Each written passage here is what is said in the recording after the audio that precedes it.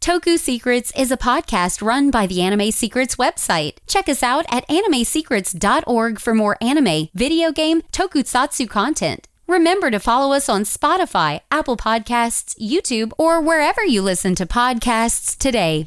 Tokusatsu, taking the form of many shows including Super Sentai, Kamen Rider, and Metal Heroes. And today, a group of fans come together to review it for you as Toku Secrets. Hey guys, and welcome to another episode of the Toku Secrets podcast, presented by animesecrets.org. I'm your host, Boken Silver, Nippon Dasa.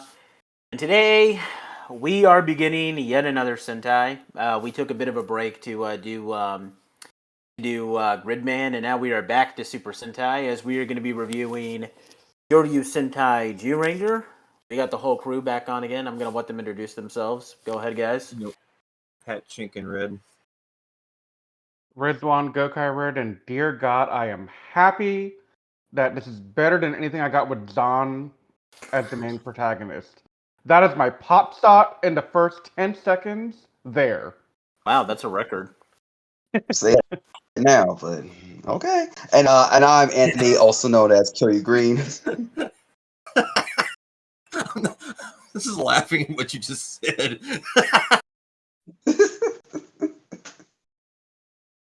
Really, Riz? You don't think Don is as annoying? Oh my! They have names that rhyme. Don is about as annoying as John, in my opinion, to be honest. No, I'm gonna get there when we get there. Okay. But I will say I don't like Don, or no, actually his name is Dan, isn't it? Dan. Dan or Yeah. Don, whatever. Who cares? No, I didn't really Don, like. Dan. I don't like Dan. He's not winning any awards for me, honestly. But I would rather him than Dan. I guess fair enough.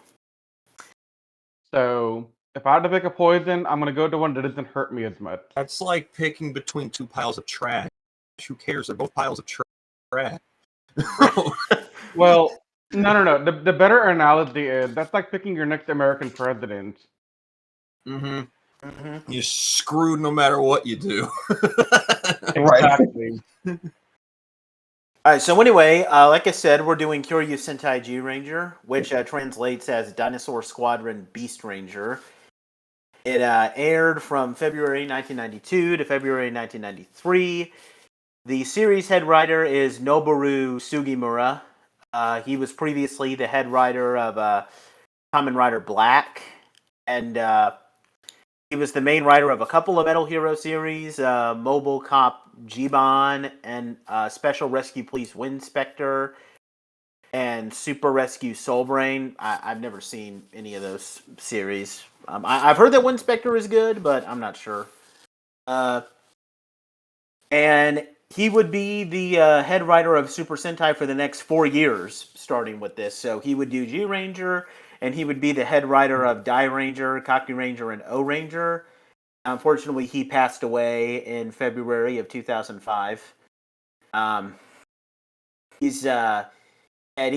was trying to be a more experimental writer, which is why he was trying a lot of different things. Like he especially tried that in Die Ranger. I don't know though if we're gonna. I mean, just to kind of give a preview, though, I think the only Sentai that I like from his resume that I genuinely like and would rewatch again is Kaku Ranger. But Yeah, I was about to say. we'll get to that. We'll talk more about that when we get to it.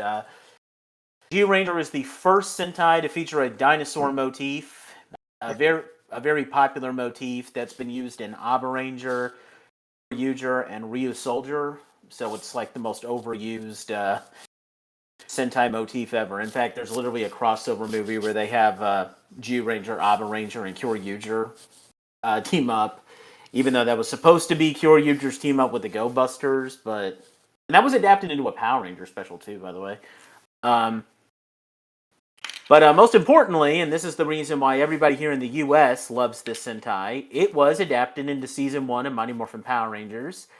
The suits, at least the main 5, were continued to be used in original footage for the second and third seasons of the show. So it's a fan favorite here in the U.S.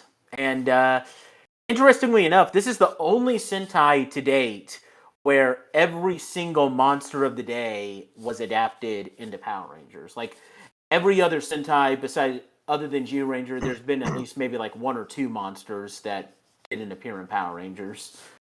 So so that's big. Before one quick comment going back. Are we positive Zyuranger is a fan favorite in America? Or are you trying to tell us that the suits are the fan favorite? Because I'll agree with you on the suits being a fan favorite. I would not agree with you on Zyuranger being a fan favorite. It's I don't know. Honestly, from the perspective I've seen online, it's kind of 50-50. Yeah. But it's not really loved in Japan, though. I can tell you that. Oh, the No, Japanese, it's not loved in Japan. The Japanese fan base hates the season. And you would think that, it's dinosaurs, they'll love it. They didn't. Well, I mean, okay, so the dinosaur motif is really cool. I liked it growing up. It worked for me. But just what I've seen of 10 episodes so far, I could see this not being the most popular season. There's some glaring faults in it that make it not so. Well, it also wasn't popular when it came out because you have to remember it came on immediately after Jetman, which everyone loved. And regardless of what you think of Jetman, this is a massive step in the wrong direction in comparison. Yeah. I'm holding the jury on that one for right now. Yeah, well, the jury won't have to wait very long. Look, man, I am doing my role in this podcast series of being the foil to Patrick. Mm-hmm. Yeah. Good luck with that. At some point, we're going to take a pool on how long I can keep this up for. You'll see. You'll see. So there's a couple of things to talk about before we jump into reviewing the first 10 episodes. First, we're going to briefly comment on what could have been. I saw this on the Ranger Wiki page. Apparently an early production. So it was always going to be called Kyoryu Sentai, and it was always going to be a dinosaur theme series. But the original title was going to be called Saurus Man. And I couldn't find any information if there was going to be a sixth Ranger, but the Rangers were going to be... So Red is pretty much the same. Red Tyranno, male. Black Brachio, male. Green Tricera, male. Female Yellow Ranger, Yellow Stegosaurus, and Blue Terra. And they would have a secondary mech based on a mammoth. I don't know. I'm glad that they changed it to Zyuranger because Saurus Man just sounds kind of weird, to be honest. It's a bit of a mouthful. Doesn't sound catchy either. Like, who wants to hear a song about that Saurus Man? Saurus Man! Okay. So, in the Gokaiser world, I'd much prefer to hear Zyuranger than Saurus. The Mobirates, the Zyuranger's name pretty good. Yeah. Oh, yeah. But saying Saurus, man, it doesn't... No. It doesn't roll the tongue. Yeah, it's not. It doesn't work. I mean, it's like when they're saying dad. It doesn't work. I will say though that in this version though, all 5 of them are based on dinosaurs because you do realize that like 2 of these Rangers animals aren't dinosaurs. Like a mammoth and a saber-toothed tiger aren't dinosaurs. Yeah. So maybe that's an interesting thing. And maybe I kind of wish that they kept the Brachiosaurus and the Stegosaurus in this situation. But I don't know what you're gonna do. I really wonder why they chose the mammoth and the saber-tooth in this. I mean, they're predominant animals. They're prehistoric. They're prehistoric creatures, so they're not out of place. It just seems weird when it's like a dinosaur when they claim it's a dinosaur thing. Yeah, that's what I meant. I wasn't trying to say like, oh, they didn't like fit as prehistoric animals. I just wonder why they didn't go with all dinosaurs. Is what I meant to say. I guess black being brachio themed is something that they gave them the idea to make Abar black, an Aba Ranger, That's true. since all of our black is Brachio themed, and the carrier mech being based on a mammoth, maybe that was the inspiration for the Revolver Mammoth or the Mammoth Zord and Hurricaneer / Ninja Storm. I don't know, but I don't know. I mean, I don't know. Saurus Man just sounds stupid. I'm glad that they changed that. All right, one last thing. Just some brief facts on the main cast of Zyuranger.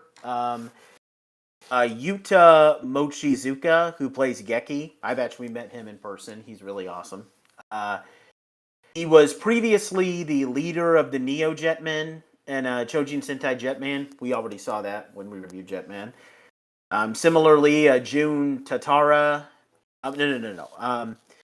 Hideki Fujiwara, who played Don Tricera Ranger, was another character named Don, one of the warriors from Chojin Sentai Jetman. Again, we pretty much reviewed that, and he doesn't really play much of a different character in this show, unfortunately. Literally, he's the exact same person. Like literally, like that meme from The Office, where like I need you to see the difference between these two papers, and you see Don, and you see other Don, and he's like, this is the same picture. It's the same people. There's nothing different whatsoever about him. Yeah. Jun Tatara, who plays Barza, he's going to be their mentor in this season. He had a recurring role on Uchu Cage Gaban, the popular Metal Hero series that he was the owner of a racing company that Gaban works for. And I can't remember what the episode was, but I do know that they used footage of him to play Zordon's human form at some points in Mighty Morphin Power Rangers. I can't remember the exact episode, but I do know that they did that before. And but unfortunately, he died in 2006 from lung disease. And the big one is Michiko Soga, who plays Witch Bondora, the main villain of this Sentai. She was, at this point, a veteran Sentai actress. She voiced a monster of the day in Battle Fever J, and she also played the human form of that monster. She was the main villain in Digimon, Queen Herdian, and she actually reprised that role as like a secondary villain in Sun Vulcan. She was in one episode of Mask Man as the mother of one of the main villains, and then she played Majel in Maji Ranger, which and that was her last role before she died from pancreatic cancer in 2006. And they actually Power Rangers actually paid tribute to her death by having her character in Majel be adapted into the Mystic Mother in Power Rangers Mystic Force. So that was pretty cool.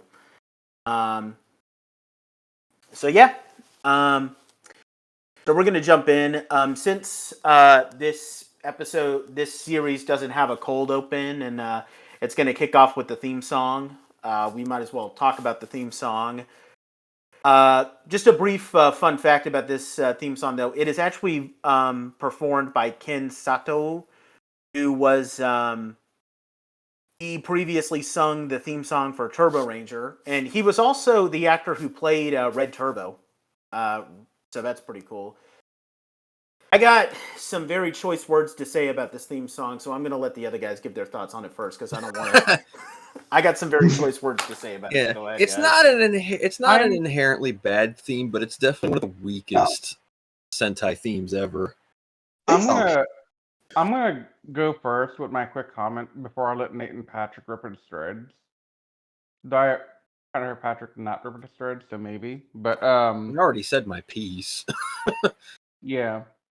No, the theme was okay. It wasn't anything that I would... I listened to it once on episode 1, and then after I skipped it in every episode since that I've watched. Because it wasn't catchy, it wasn't good. It was just borderline mediocre at best. So, Anthony and Nathan, have at it. Anthony? I thought it was okay. It wasn't like, anything spectacular, but I thought it was just okay. Okay. It was... That's it. But I hate this theme song. I think it's the worst theme song in Super Sentai. And the reason why is because, like, with every other Sentai that I listen to, so there's two different kinds of Sentai themes. There's the ones, like, like Shinkenger and Ghost Sagers that give me, like, the, yeah, like, energy whenever it plays on screen. And then there's other ones where they're a bit slower, like, and maybe they don't give me the same rush of energy, but I still get a lot of, like, catchy beats from it. Like, Kaku Ranger's theme song, okay, it's not fast and, like, energy packed, but it's still got catchy moments like Kaku Ranger, Ninja. Oh gosh, dude! Well, the first time I watched Kaku Ranger, that song was stuck in my head for weeks. Yeah. So I get something out of it, but I get nothing from this theme song. It's too slow to give me a rush of energy. Yeah. And it doesn't have any catchy beats to it that I No. find myself humming at times. And look at the Sentais that it's sandwiched between. Yeah, I get nothing from this theme song. Now, it's not as bad as Operation Overdrive's theme song, because that's, like, unbearable to listen to, but it's just barely above it. It's funny we're talking about this right now because fun story from earlier today. So I'm in the Power Ranger audio dramas Discord server, and I saw a bunch of the Patreon members hopping on the voice call and they're talking earlier. And so I didn't know what was going on, so I hopped in as well, and I hung out with them for a couple of hours. And the reason the story is interesting to me is they were ranking each and every Power Ranger theme song as S tier, A tier, B tier, C tier, whatever. And little did I know at the time it was going to be they were actually recording a podcast that I just randomly joined. So for the first time in history, Rizwan's in a podcast he doesn't run. But it was just really entertaining listening to them talk about which theme songs they thought were the GOAT versus which ones they thought were not the GOAT. And hearing Nathan talk about how much he doesn't like this one, it's just a fun coincidence that this is a discussion we're having right now after this morning. I think the only other Sentai theme song I would put down here with this one, and this is probably a controversial thing, but it's Abba Ranger. I don't care for Abba Ranger's theme song at all. What? Yeah. It has the same kind of problem where it's just very bland. Not to me. I disagree, but I can see what you're saying.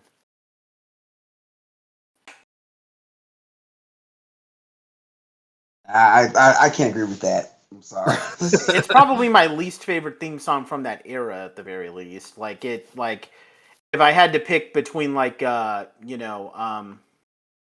this or, like, the Deca Ranger or Magi Ranger theme, that would probably be the worst out of those three, technically, I guess. Mm-hmm. Yeah. But anyway, we're going to be reviewing the first 10 episodes, so we got a lot to talk about, so let's jump in. So, believe it or not, there's actually a lot of several two-parters. Like, literally, episodes 1 and 2 are a two-parter, 3 and 4 are a two-parter, and 5 and 6 are a two-parter. So, we're going to, so let's start off with the opening two-parter. 9 and 10. Yeah, 9 and 10, too. So, in our first episode, we are introduced to our entire main cast. The plot of the episode is that, as it opens, is that Witch Bondora and her gang are freed from their imprisonment on planet Nemesis by two unsuspecting astronauts, whose footage is literally used as the astronauts that free Rita on the moon. And Wizard Barza revives the Zyurangers from their stasis to continue their mission to defend Earth. We get introduced to our main characters.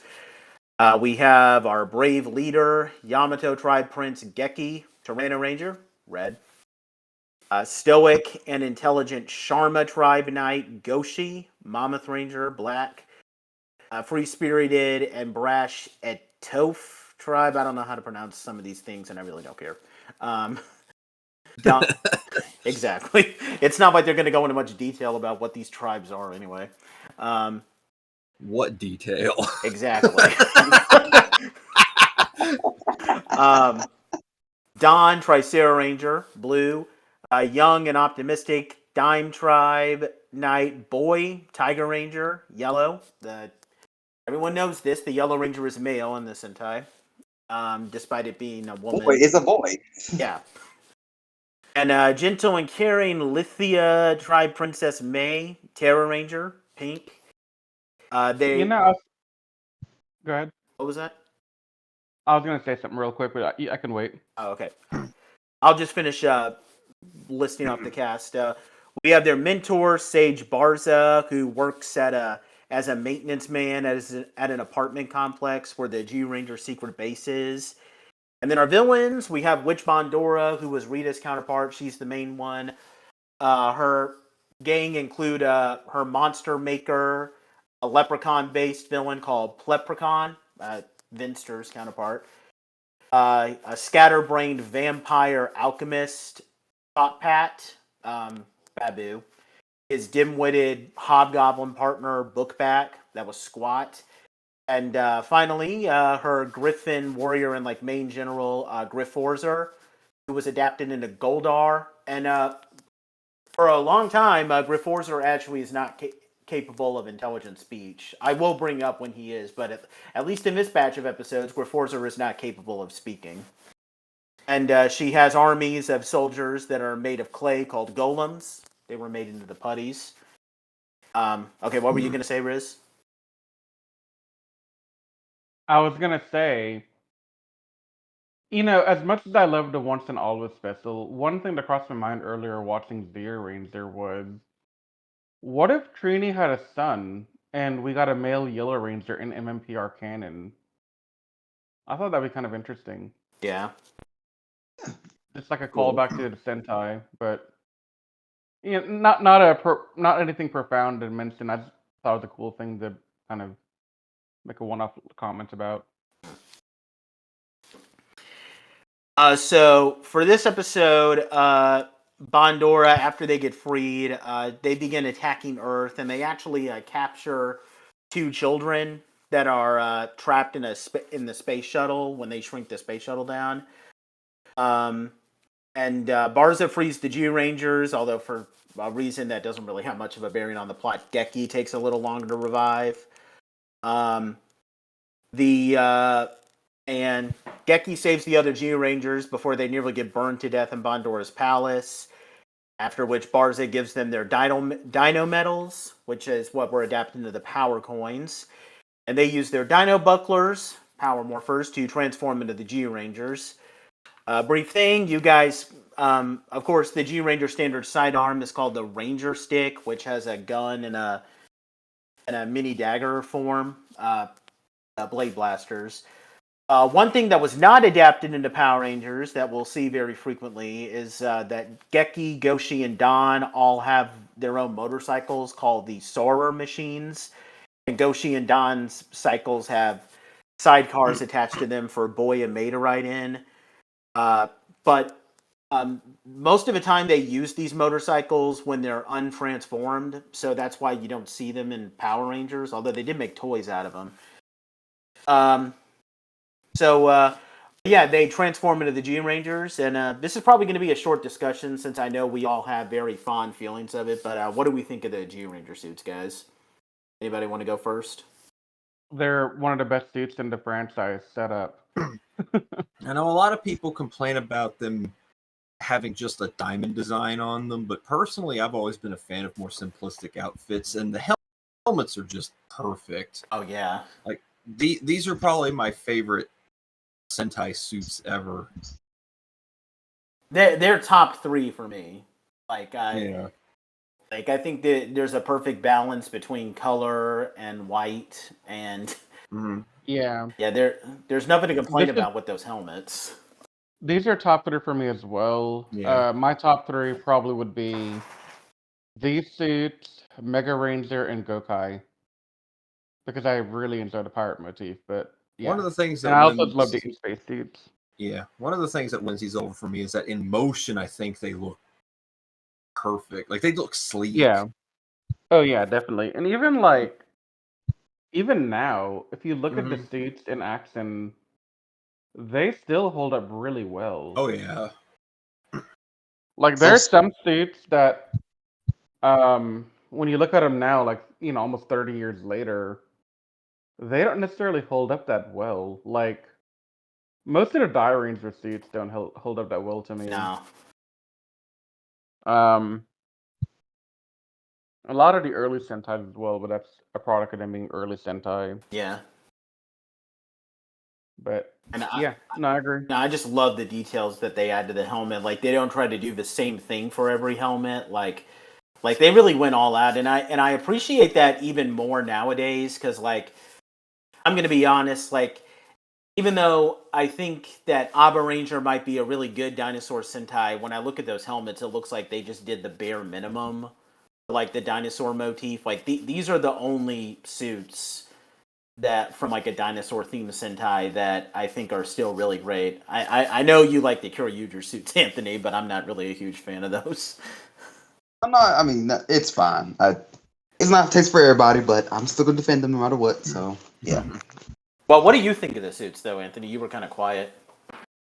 Oh no, I grew up with these suits in Power in Mighty Morphin, so like you already know I'm gonna be like, yeah, these suits are awesome. So Yeah.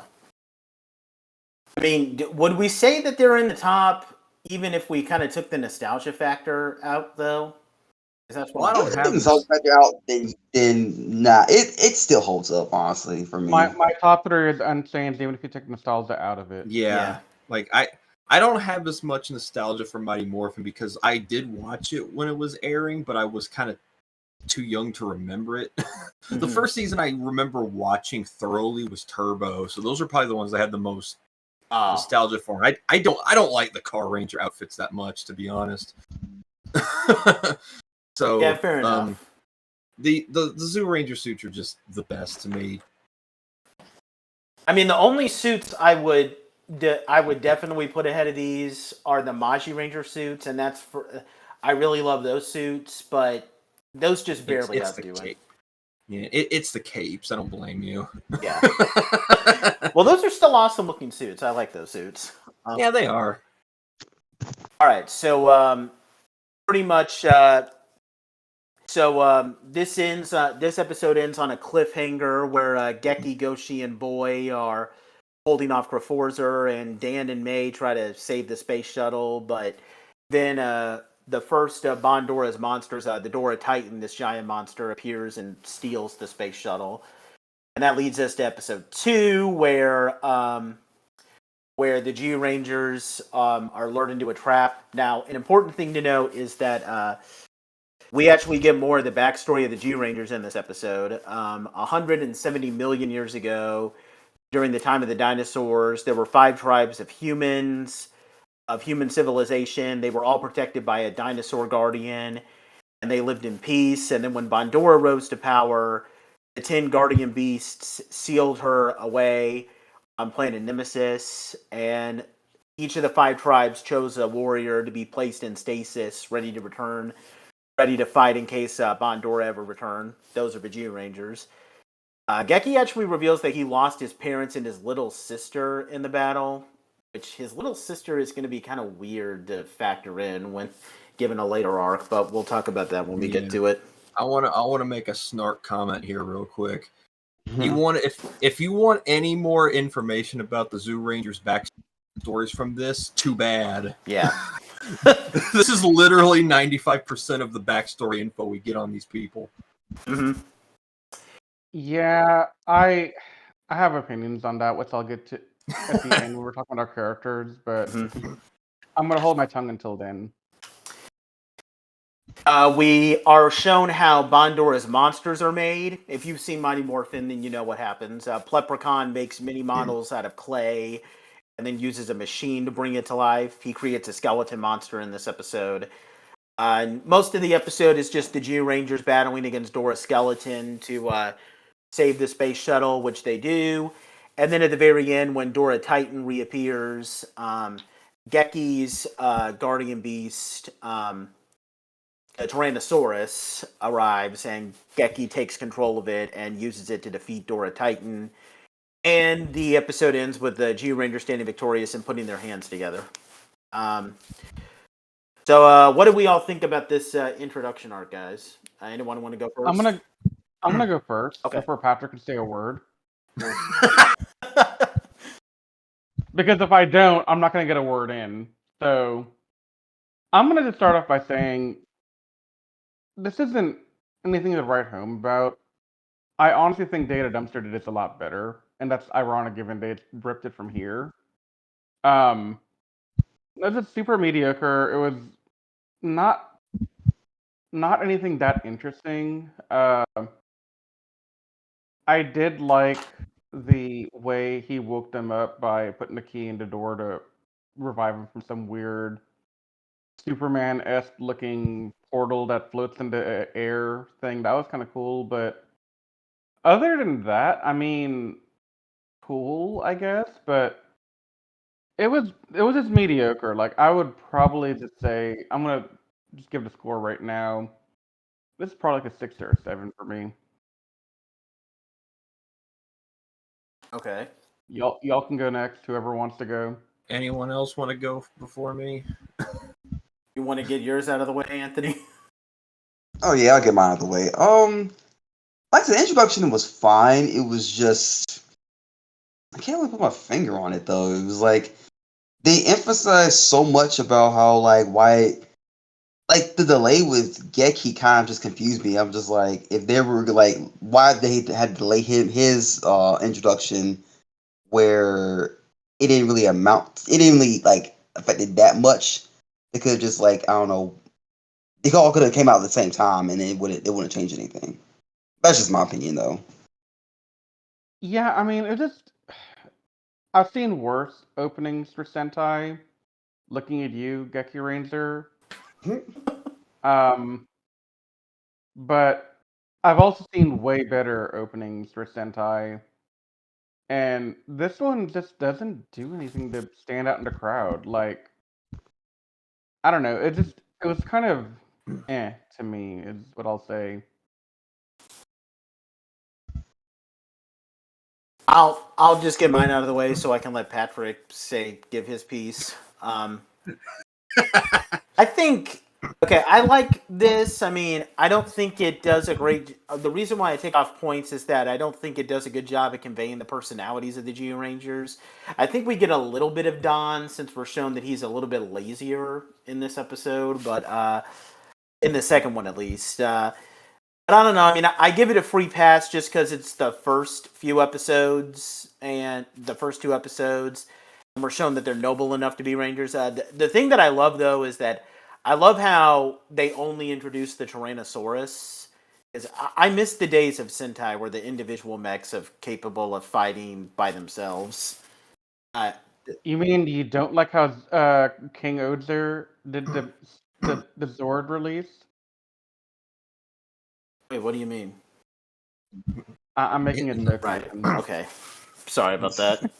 I'm making a joke saying you normally complain about how much you hate King Ozer for the way they did the mech release. Well, the Tyrannosaurus comes out in the second episode. Yeah, I know. That's what I'm saying. Is that if Zyuranger was released, if Zyuranger came out now, Daijujin would have been in the first episode. Oh, Daijujin would have been in the first 2 minutes. Definitely. So I really like how they're going about with the mecha introductions, but we'll talk more about that later. Yeah. Okay, Patrick, have at it. All right, got some popcorn ready, guys? This might take a while. The first thing I want to hit upon is something I've kind of brought up before, specifically when I talk about my praises of Dino Charge. These guys have been asleep for 170 million years, was it, right? Yeah. They get waken up. They're told to go fight Bandor. What is the first thing they do? They hop on a motorcycle and they go riding. How do they know how to drive a motorcycle? Okay. You know what? That was my initial thought too. I was like, why are they driving motorcycles? How? I knew you were gonna bring this up. So I didn't want to steal your thunder, okay? But I want to remind you of something that you and I have had a personal talk about offline. Okay. Many years ago, and you told me it's not a big deal at that point. Do you remember in Wild Force when Cole was driving a motorcycle immediately after getting out of the jungle? No.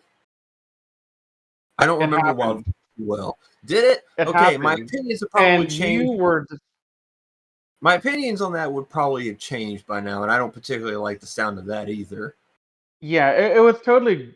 This is one of my biggest pet peeves in media, and Sentai has done a really terrible job of this amongst a lot of different seasons, because Kyoryu Gold wasn't any better, but Culture Shock, like, Yeah. And I mean, I'll let this one slide because this one's a bit of a nitpick, but technically Japanese probably wasn't even a language at the time where they were alive originally. Yeah. So how are they speaking fluent Japanese? But you kind of need to have them communicate with people, so I'll let that one slide. But the next thing I want to bring up, and I'm going to be using this term a lot throughout this review series, and it's coincidence.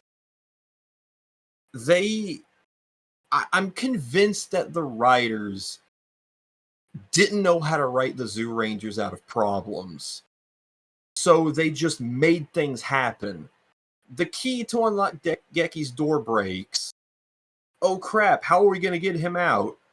The Tyrannosaurus guy is like, oh, I'm just going to open the door. Why did you need the keys? Couldn't the 5 of them just done that on their own anyway? Exactly. Mm-hmm. It's like, oh crap, the other 4 are about to die. Oh, well, now I'm just going to conveniently open his door and let him out. Well, okay. Yeah, I didn't understand that either. Like, why would they make a big deal out of Geki being locked away for longer? They try to force the idea that he's like the most important member of this team when they don't write him up to that. Yep. Like, it'd been better if they had like made it more dire. Like, maybe they're losing and they don't know how to fight, or they're something. They need more. They need more drama there, but there was none. Yeah, but it was so forced. But this idea of them being put into a problem and then the writers just writing them out of said problem, this isn't the worst case of it, but there's a moment or two in the episodes coming up that it's just really obvious, and I'll make a note of those when we get to them. But it's a theme with this season's writing, and I hate it so much. I mean, I chalked up the entire Geki coming out later to just being, oh, Red is the most important, so therefore he must have something happen to him. I'm not necessarily complaining about that they did it. I'm more complaining about how they went about doing it. Yeah, no, I get it, and I definitely understand where you're coming from, and I, for the most part, do agree with you on what you're saying. I just don't think it was that big of a deal. Because in Mighty Morphin, they even did like a thing where, oh, we have these powers and they taught us how to drive a Zord. Because the motorcycle comment could be thrown away as, oh, well, that's part of their powers. They know how to do stuff now. If they just put in a throwaway line of, while you were in stasis, we were magically feeding you information of the modern time, so when you woke up, you knew what to do. And that makes too much sense. Yeah, but I mean, why not? They do stuff like that for them in every other situation throughout the season, where they literally, because I mean, literally, we haven't even gotten to this part yet, but they have a book in their hideout that literally just feeds them answers to their questions. Yep. So why not just have it stated that they're just being taught information of modern times while they're in stasis? Because we would rather have any explanation at all, than it just happening randomly just because. Yeah. I am going to quote, discount garbage dumpster Zordon here with a word from our good friend Gosei. There's a very simple explanation for this. It's much complex for you to understand. Yeah. What did you say, Anthony? I said it's much too complex for you to understand. This season really does reek of that type of writing. It does. when you think about it. Yeah. I think Patrick would probably enjoy Abba Ranger and Abar Black if he wants to see a genuine culture shock type of story. Well, that's why. Yeah, I mean, I hope so, because that's why I hold Sir Ivan in such high regard. Yeah. Now I will. Okay. That episode where he recruited a traffic guard and all that stuff to be heroes because he thought they were, great warriors and stuff because he didn't understand modern times, was the exact kind of thing I want out of a character like him. Now they'll do that with Abar Black. Say, it's not going to be a huge thing, but you'll like it in the first couple of episodes. Now I will say, I definitely hear you, and I definitely agree with you that there's even more of a culture shock here. However, too much culture shock can lead to some really bad stuff too. I'm looking at you, John. What do we want to give this edit? Sorry. Yeah, something is better than nothing, and we get nothing here. Yeah. Yes, but then when you get too much, that's also not good. You need it just right. Yeah, but at least make the effort, dang it. Mm-hmm. But see, I'll make the argument David didn't make any effort either. They were just lazy and relying on Nikki, yay, yay. Or Yippee-ki-yay, or whatever the heck he was saying. What do we want to give this out of 10, guys? I know Riz already gave his. I don't have... I'm going to lower my score, actually, to 5, after listening to Patrick. Well, I don't have as many problems with it, and the thing is, I'm going to be really mean to these next couple of episodes, so I'm actually going to be nice. I'm going to give it a 7. Now, I will say, Patrick, uh-huh. 5 is still mediocre. So I'm not going into the god-awful territory here. I'm just saying it's still mediocre crap. I mean, this isn't even close to the worst this season gets. So a 5 is pretty fair. Of bad. Yeah, Zyuranger hasn't reached its final form yet. Okay, Frieza, what's your score, dang it? I love that description. Well, I hate to say it, I'm gonna give this that's 6. That's my score. Yeah, I'd say 4 or something. Not too bad. You have to go and lure to me just to be different, huh? Well, I don't normally give scores that low anyway, so I wanted to establish myself here. I give scores that low. We all know that. Mm-hmm. All right, so next up, we're going to move on to another two-parter. Episode 3, Find Him a Land of Despair. This is a two-parter revolving around the Zyurangers getting what are called the legendary weapons, power weapons in Power Rangers. So at the beginning of this episode, the Zyurangers, so they weren't able to use them when they were morphed, but they all had their own unique weapons, but unfortunately they all break at the beginning of this episode. And Barza reveals that there are 5 legendary weapons born from a slain dragon hidden in the land of despair, where they go and they'll have 24 hours to get the weapons, but they'll turn to stone if they don't. The Zyurangers head to the land of despair, and unfortunately, this is something that really bogs the episode down. We also have a child of the day named Hiroshi, who is also in the land of despair. It begins. Yeah. Where his mother is trapped, so they have to both find the weapons and help Hiroshi. We are introduced to how Bandora grows her monsters. You've seen it in Power Rangers. She throws her magic staff to cast a spell and make them grow. We get the debut of the other 4 Guardian Beasts when the Monster of the Day, Dora Minotaur, grows. Goshi's Jew Mammoth, Dan's Triceratops, Boy's Saber-Tooth Tiger, and May's Pteranodon. Here's a funny thing about this episode.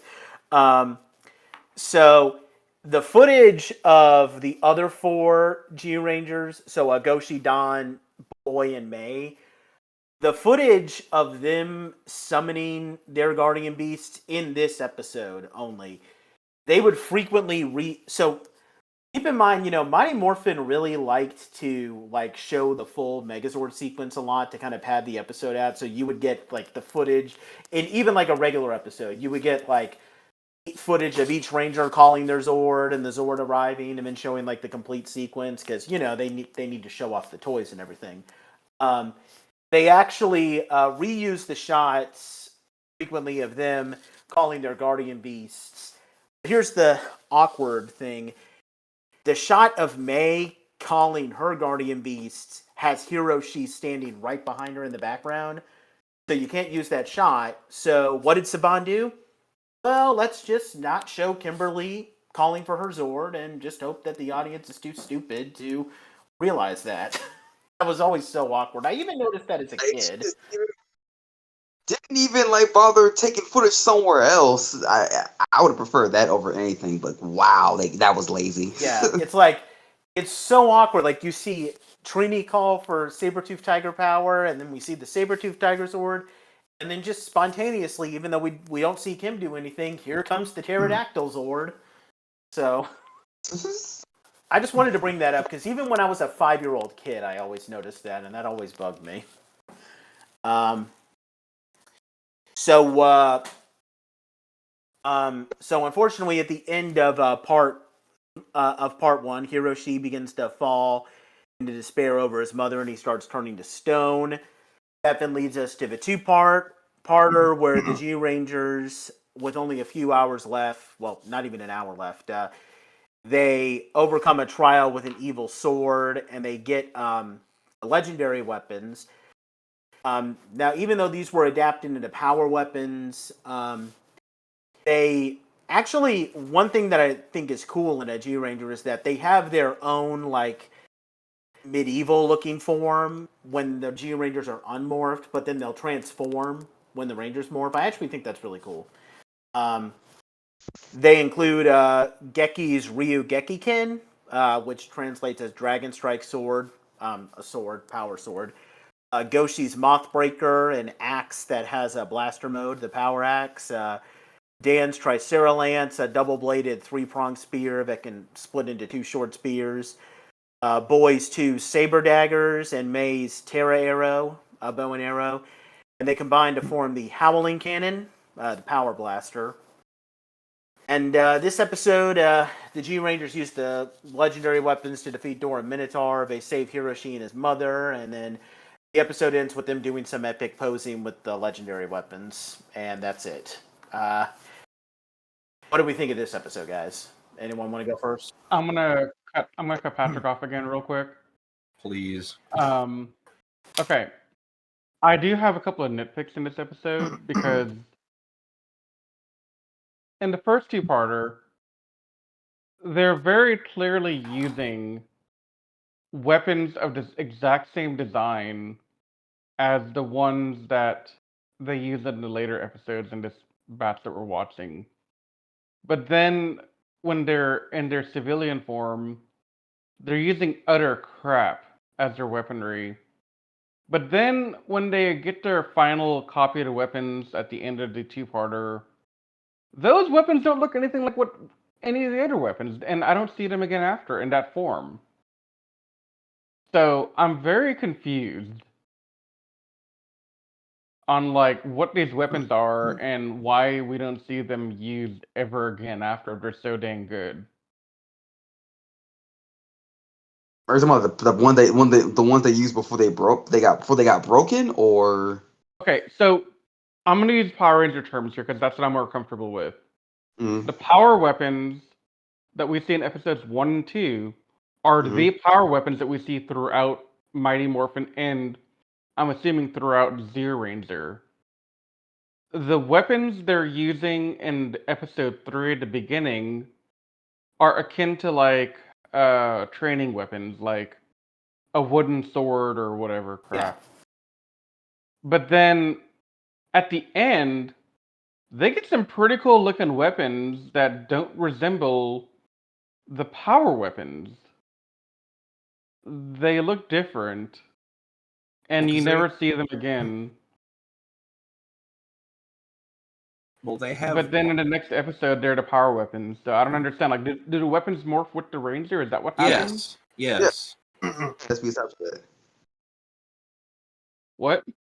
Yeah, when they're fighting in their regular clan outfits, they're the old style look, but then when they change into their Zyuranger suits, they change into the weapons we know. That's stupid.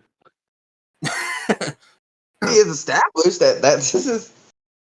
I mean, that's what happened when they henshin those weapons transformed in their roll call after they got them. That was kind of there to establish that the weapons henshin with them. That could have been a quick one-liner they threw out there just to say that, though. That'd been nice.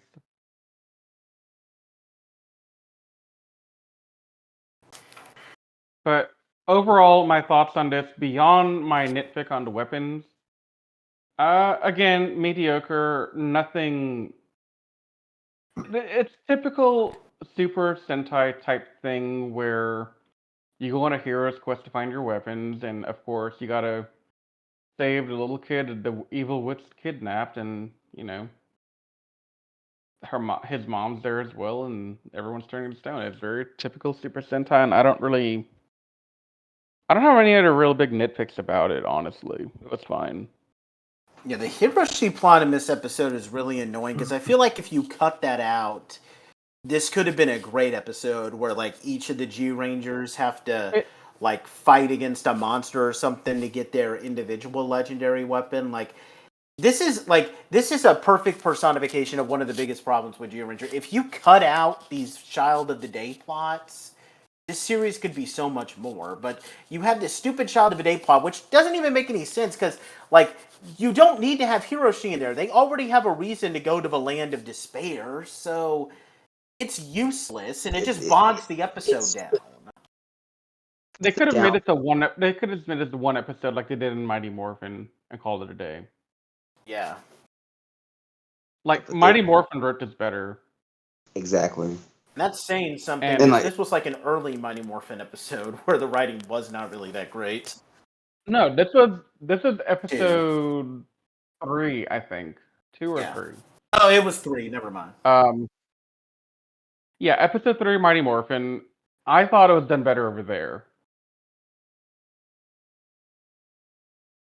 Which it was, so, yeah. And I mean, you know, I get that they have to have the kid plot, because what I'm assuming here is they're trying to relate this back to the kids back home watching, like, I know you can't relate to the big, bulky guys with the swords and the guns, but maybe if we throw in some kids, you're going to think, oh, this is cool. But it's not. You want to let loose, Patrick? Nathan, Anthony? Oh, yeah, basically, Nate, you basically said what I wanted to say, so, but honestly, yeah, this is what really bogs me about Zyuranger is they focus too much on these damn kids, and it's very annoying. I really get. I think I adore kids. I want to have kids someday. But if it's gonna ruin my my Sentai, I don't want them in the show. You know, I need to make a meme where I take each of your faces, I put them on the body of an old man on a porch, and he'd say, "Damn kids, get off my lawn." Get out of my Sentai. Yeah. I need to make a meme of this now. I have to meme You damn kids, get out of my Sentai. You'll be saying it by the time we're done with this season also. I promise you. Yeah. Because this is I'm not just a fan the start of an... Yeah, we'll get used to it. Just about every episode is like this. I know. I know it is. I'm not defending the kid subplot. Yeah. I'm just saying the story writing has not hit. This is utter garbage that will make me hate it more than I hate Geku Ranger. I would still rather watch the stupid kid plot than have to listen to an imbecile who has the mentality of a 2-year-old try and walk around and talk about stuff. I got something to say about the Child of the Day plots too, but I'm actually going to wait till we get to the end of this. Yeah, I'm holding most of my thoughts for that as well. Yeah. You want to say anything else, Patrick? Patrick, please unleash now. Yeah, I do. So, the coincidence thing I was talking about earlier, yeah, we have more of it here. So our weapons break. Cool. We need more weapons. Well, let's open up our big book of plot convenience. oh look, there just happened to be a dragon that had 5 of the exact weapons we needed conveniently in this mystical land somewhere. Well, how do we get there? Well, it's for some reason inside of Geki's sleeping chamber. How convenient, right, guys? All of this lines up just perfectly for them. It makes me wonder, why didn't they just tell them in the beginning to go get these weapons in like episode 1 or 2? Or better yet, like Barza could have just like, you know, maybe told them like, hey, like if there's any in case of emergencies, there is a place I know we can get more weapons if you need them. But that's only if for emergencies now. Yeah, but like when just like Geki open your door, and he opens the door and it's right inside there. I'm like, come on. How can you be any more lazy with your writing? I would prefer them like have to like trial through this, like, I don't know, dimensional door, and then they have to like they can go in, but they have to find a way to get out themselves. Yeah, it's just and then the whole evil sword thing. Oh my god, Geki, I'm gonna take it so I can try to. I'm evil now. Geki, snap out of it. Okay. Plot convenience playhouse, everyone. Yeah. And I'm not gonna be too hard on the whole. We're turning the stone. Hey, weapons, can you help us thing? Because that's just the sentient weapons. Listening to them is just a tired. What's the term I'm looking for? Cliche. Yeah, tired cliche. It happens in a lot of stuff, so I'm not gonna give it too much. But God, I think I got my point across. It's just everything is just spoon-fed to these people. They don't really earn anything. Yeah. I'm probably going to give this a 6. I think it had some entertaining action, but that Hiroshi plot really bugs me. I'm going with a 6 as well, for the same reasons. Anthony? But Nate and Risen this one give it a 6 as well. So Patrick's going to give us a 4, right? Yes. I'm going to start guessing Patrick's score for him. That sounds like a fun game. All right, so next up we have our very last two-parter until the last 2 episodes. Episode 5, Scary Riddles. It's a 2-parter where they're battling against Dora Sphinx, where pretty much in this episode, the latest Dora Sphinx monster, who has a human form, he gives people 10 seconds to answer difficult riddles, and they get turned into trees if they fail to answer it. Don and Boy get turned into trees first while they're untransformed, and then Goshi and May get turned into trees while battling Bondora's forces. And Geki manages to guess all of Dora Sphinx's riddles correctly, but while he's trying to fight Dora Sphinx when he's grown, he gets put into this unknown land. And then that leads to episode 6, Arise Daijujin, where in the episode Geki is given a vision of what will happen if he fails to unite the Zyurangers. I have a lot to say about that plot, but I will in a second. The only way that he can free his friends, according to Barza, is to find the Dino Crystals, and then there's a fight where he's battling with Giant Grafforza and Dora Sphinx, where Geki finds the Dino Crystals, and yet another act of plot convenience. It's like he has his It's like he's trying to fight them off, and then I think it was like his sword that glows, and then lights a beacon to where these Dino Crystals are just inexplicably buried under rock or something. I'm gonna get a head start on my rant here. Where's the Dino Crystals? And the sword is like, they're conveniently 5 feet to your left, buried under one layer of rubble. Now I'm gonna add something on this too. So to be fair, the Power Rangers adaptation didn't really help much either in that situation. But I don't know. I had to pause and laugh at this because of how stupid this was. But the big thing about the Dino Crystals is that it helps him free his friends, and they are able to combine their guardian beasts into a tank called the Dino Tanker, which transforms into our main mech, Daijujin, which translates as Great Beast God, and they use it to defeat Dora Sphinx. We'll talk about Daijujin in a second, but yeah, this is another. Okay, I actually want to start off. I don't like how episode 6 implies that the problem with the Zyurangers up to this point is teamwork. Like Geki is a bad leader because he can't unite the team. How did episode 5 establish that? Like, okay, maybe they try to imply that Boy was upset and he went out on his own. No, not Boy. Don was upset and kind of went out on his own, and that's how he got captured.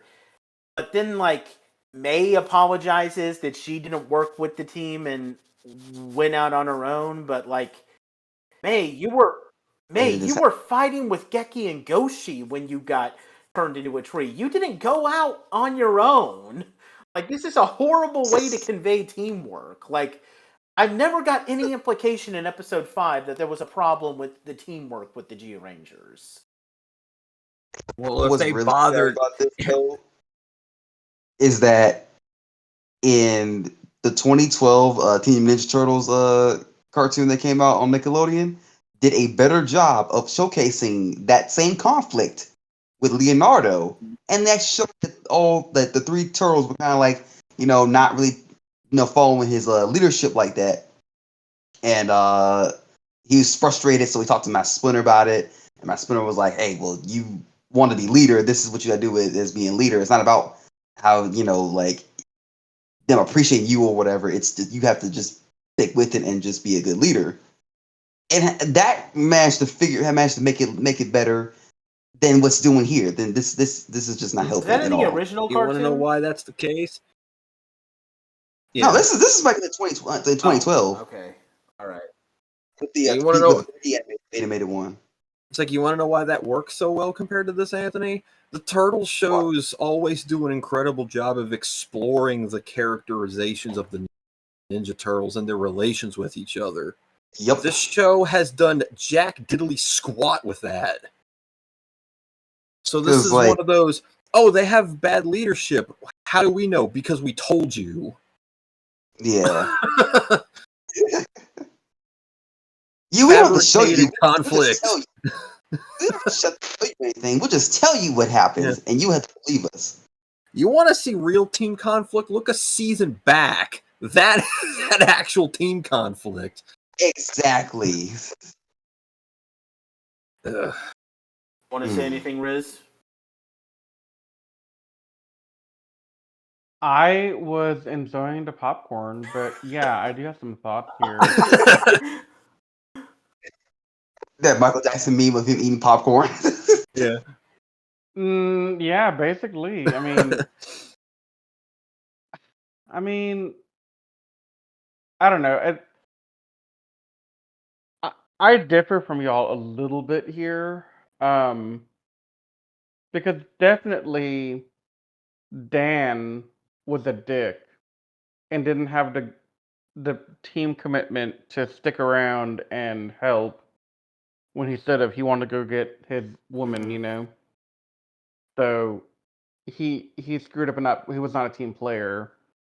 Mai had her own little thing, and I don't know, Ghosty and Boy don't really have personalities yet. They never will. They try to imply that Yoshi is the brains of the team, but they don't really convey that the best. I don't get that impression. I get the impression that Ghosty is very stoic. Yeah, that's another way of putting it. Yeah.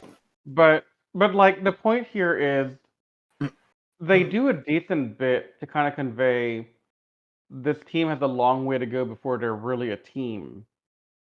And I kind of liked that Geki got sued out by Tyrannosaurus about not being a good team leader. Was it earned? I don't think so, but it was nice to see him get hit early on that, and then him try and make amends to make the team better. Though I will say his tactic for reuniting the team, it felt very sallow in comparison to what it could have been. Yeah, because like, how did he prove to the Guardian Beast that he united the team? Here, I got your crystals. Let's form Zyuranger, guys. Okay. Is that it? Is that all you need to do? I mean, there should have been something else that happened that, you know, maybe this could have been a perfect time. I don't remember if it happened in the episode prior or not now. Maybe it did, but this would have been a perfect time to have the combined weapon thing happen. And they team up, they say, let's put our hearts together and make the ultimate weapon to defeat the foe, and then Rita says, Magic Step, my monster grow! And then they have to form the big Megazord. And that'd be it. That'd been fine, but they didn't do that. But I do like that they attempted to give some kind of call out to these guys are not a team and they don't really work well together yet. I guess, I don't know. I just feel like after Jetman, with how the internal conflict is actually emphasized and portrayed so well, it just felt weaker this time. Well, it also doesn't help that it's implied, and we're never really given any more information on this, that they worked together as a team back in their own time period to fight off Bandora at one point in time before. Yeah. So they have a history with each other already. Did they not work out the kinks then? Well, we don't know the details. Maybe it was a one-off battle where they united as a team 160 million years ago. They ago. also established that Daijujin was active back then. Was he formed then? I don't know. Like, I don't know. It kind of conflicts. It kind of conflicts a little bit with what little we know about what happened back in their own time period, in a way. So I don't know. I will say, despite their obvious faults as a team, this team functions way better than Zyuranger. Are you sure about that? Well, when you don't bother to write characters, it's kind of easy to make them look like they function better as a team. Exactly. I 100% agree with you, but it's once a good kick for the wrong reason. But I'd much rather a team that don't really have personality struggle to be a team than have a... I'm not going to even do it. I'm not going to go there. I'm not going to go off on another rant on Zahn. Simply because that'll go on for too long if I do right now. I mean, as much as I hate the core 3 Zyurangers, at least there was something notable going on with them amongst their ranks. There's nothing. Yeah, you could see the conflict, but the conflict was so frustrating. It was. Yeah, but it was like watching toddlers fighting, and I hated it. Yeah, but like going back to something I said earlier with the whole culture shock thing, I'd rather have something than nothing, and there's nothing here. I mean, okay, so coming at this from the entertainment point of view, because I watch Sentai for entertainment, I don't watch it for anything other than that.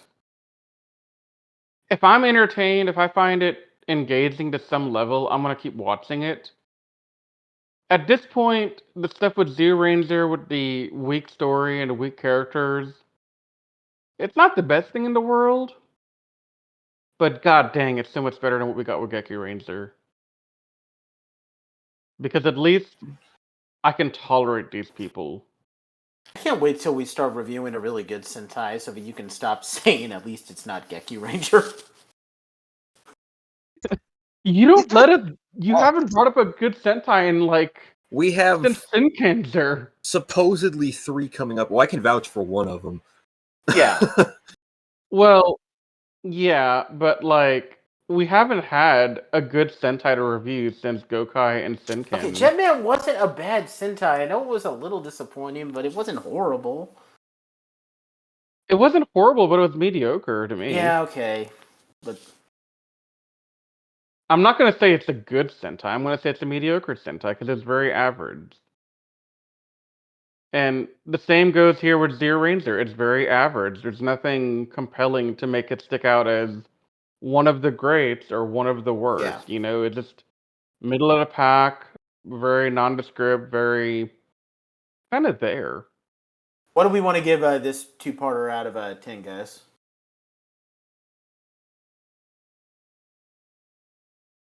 I'm going to guess Patrick will give this a 4.5.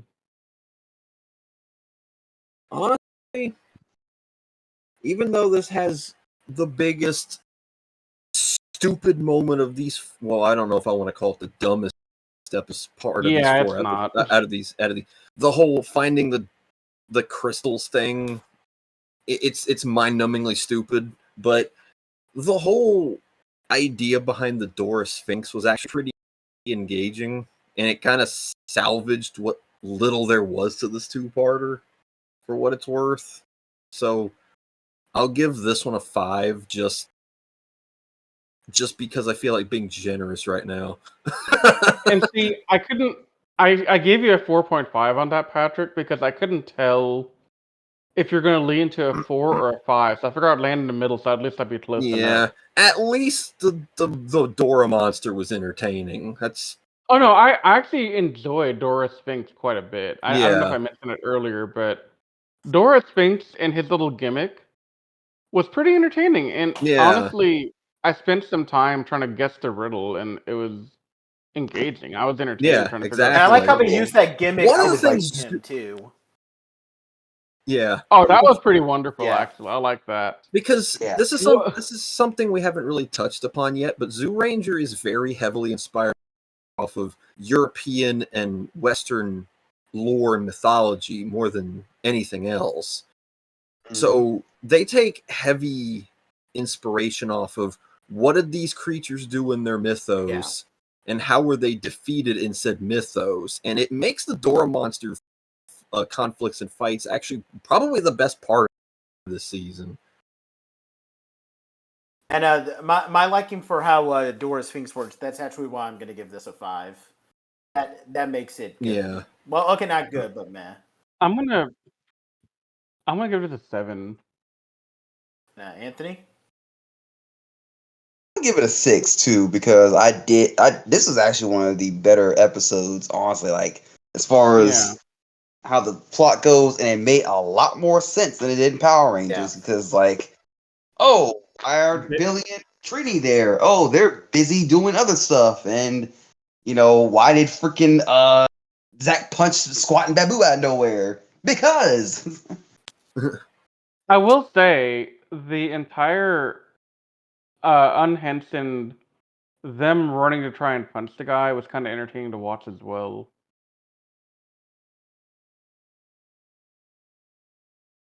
Yeah, it was. But yeah, I'm giving this a 7. It was gonna be an 8, but no, it doesn't deserve an 8. Okay, before we move on to the next episode, so we've seen the Guardian Beast in action, and they now have their main mech Daijujin. So what do we think about the Guardian Beast and Daijujin? And I have something very big I want to say about these mechs, so I'm going to let the other guys give their thoughts real quick. Daijujin is my favorite design main mecha. I can't explain why, but I've always loved the design of this thing. Yeah, I've grown up with Daijujin, and I think it's one of my favorite mechs because of the nostalgia. But also, I'm gonna hearken to a good friend of mine from another podcast, Nathan Markson from the Power Trip, and he goes on record numerous times in the Power Trip podcast saying the beauty of Mighty Morphin, and by extension, I'm gonna assume he's gonna say for Zyuranger, that the beauty of it is by the end of the thing, you have 7 mechs, and they're very simplistic. They're really well designed. They're cool looking. And they offer enough entertainment for 40 plus episodes. And you don't need more than that. Because I like the simplicity here because I don't like the later seasons where I can't keep track of what Zord is in play and what Zord is not in play.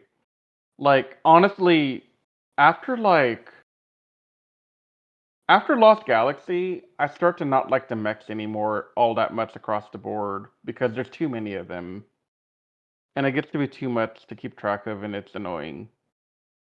Not to say that the mechs are not cool after that point.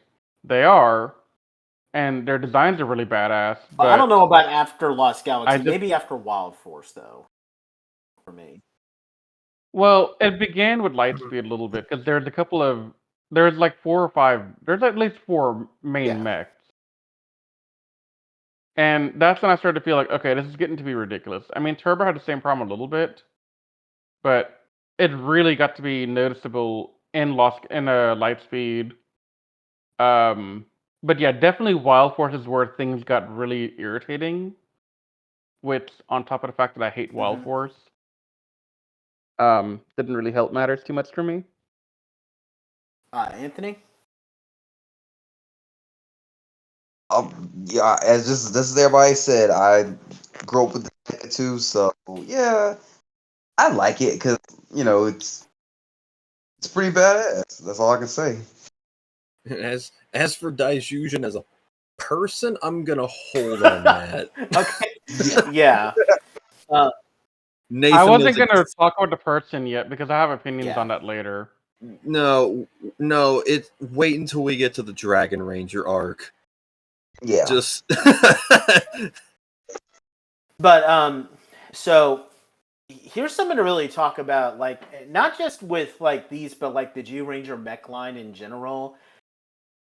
Even if you remove the nostalgic bit from us here in the US, I don't think enough people realize just how like groundbreaking and historical this mech line is. So okay, I'm saying this as someone who has seen his fair share of pre-Zyuranger Sentai. I've seen Sun Vulcan, everything from Changeman to Turbo Ranger. I'm currently watching 5-Man, and as you know, I've seen Jetman multiple times. And the thing about every pre-Zyuranger Sentai, so every Sentai that came before this, is that the mechs.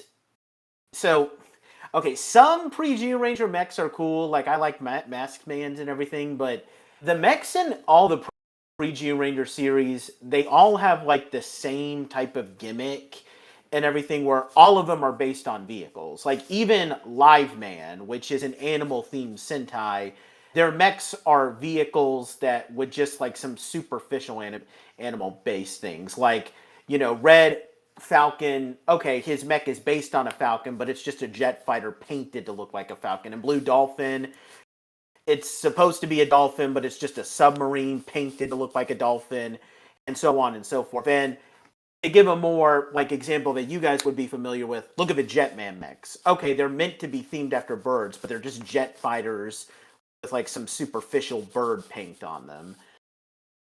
Mechs are not like that. Like these are literal robotic animals that move and attack like animals. Like the Tyrannosaurus isn't a truck with like a dinosaur with like a T-Rex head put on its front. It's literally a mechanical Tyrannosaurus that attacks and has abilities based on a Tyrannosaurus. Like it can, attack.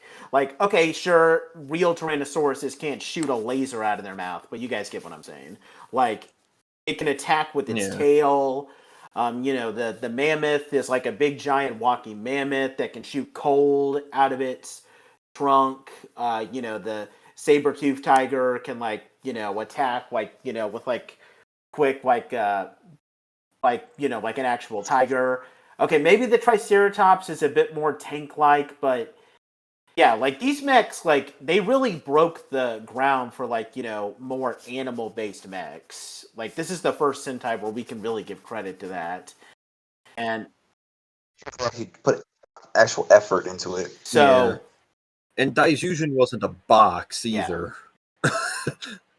A lot of Sentai that came before this one, the mechs were very square. Daijujin actually had some shape to him. I think Daijujin has a lot more color to him as well. Like I can see all the colors of of the Rangers reflected in him, as opposed to like all the other pre-G Ranger mechs I've seen, with a few exceptions where, I don't know, they just look bland in terms of their colorization. Like, Yeah. So at the time, Daijujin looked really unique, and I still think he holds up. Like, I really think like these G Ranger mechs, like, okay, say what you will about the rest of the show, we're obviously going to have some choice words to say about it, but like the mechs with like, you know, the dinosaurs and everything, like that's like, they're still fun and they still hold up today. Like, they're just amazing mechs. And well, that's something that Zyuranger does incredibly well aesthetically. Just about everything about Zyuranger's A tier. Suits, mechs, weapons, all that stuff is great. Yeah.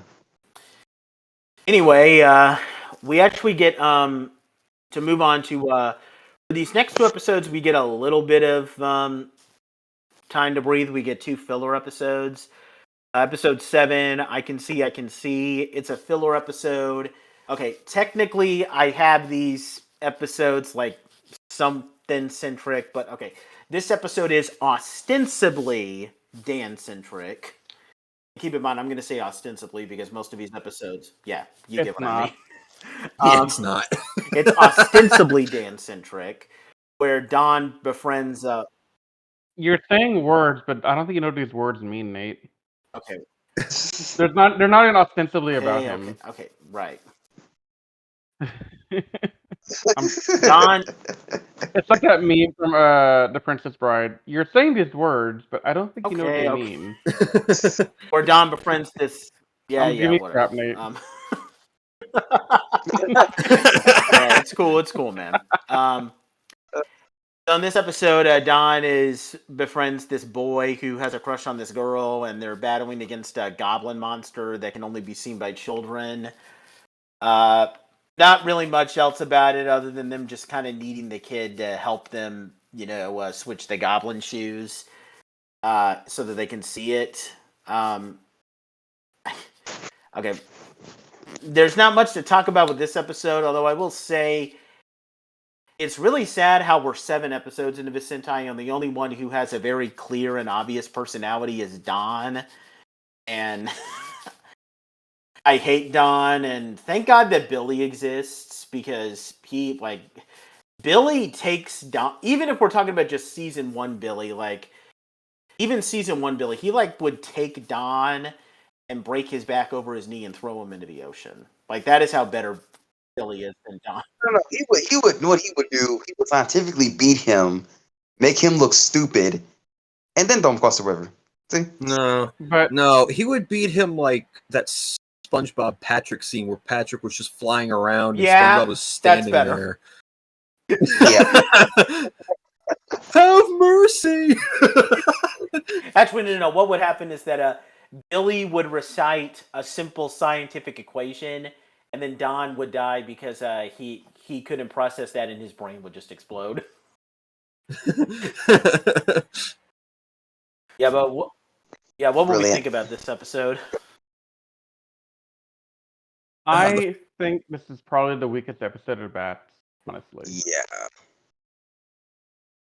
So I'm going to start off with a very obvious Patrick question here before he can get to it.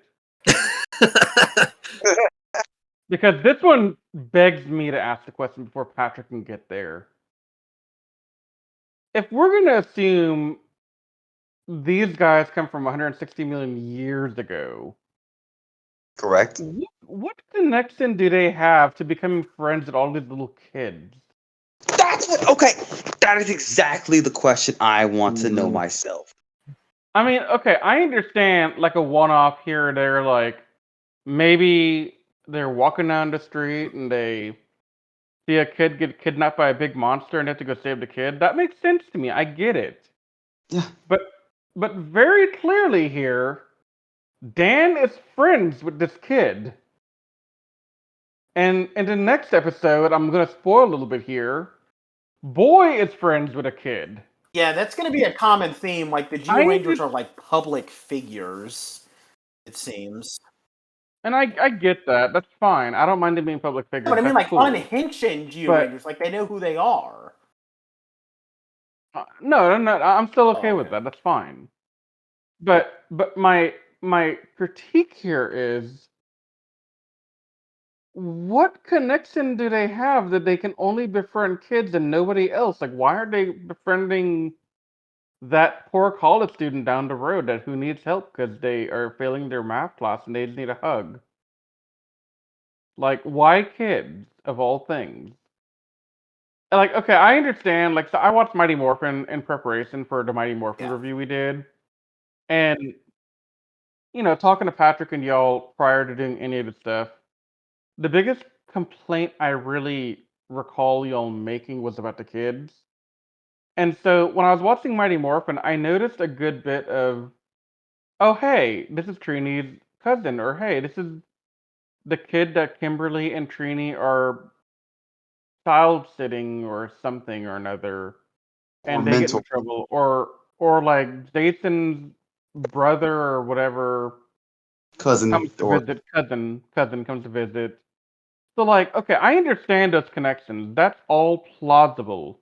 These are high school kids in a high school in California, not Los Angeles, but California, and it's very easy to say, I have cousins who are younger than me that I got to take care of sometimes, or hey, I'm assigned to take care of this kid or observe him or whatever they're doing for this class thing or whatever. Like, that all makes sense. Or even yeah. when Zach was teaching hip hop keto and he was friends with the little kid who he was teaching, that all makes sense. But for the love of God, why did Dan, of all people, befriend a kid? Dan's too busy chasing tail normally. How did he see a kid? Unclear. Yeah, I think Riz is starting to understand where we're coming from, No, because this is 80% of Zyuranger. no. Okay, so I understand your complaint, Yeah. but my point still stands from the beginning. Mm-hmm. I don't hate this. I just find it odd and mediocre at best. That entire rant was just me being confused. I'm not angry here. I'm not pissed off. I'm not like, I'm not wanting to go punch a fucking idiot. Oh, I have to edit out later now. Um, I don't want to go out and punch an idiot for running around and being a selfish little twerp that he is. Like, I don't get those feelings watching Zyuranger. I don't get that anger watching Zyuranger. I just get the feelings of meh. This is borderline boring and okay, cool, whatever. I'm not gonna remember this in a month. So yeah, I see your point, but no, I'm not at the point of I hate this like how you are. There's a big difference there. Yeah, well, you're also the only one here that hasn't seen the season to completion yet.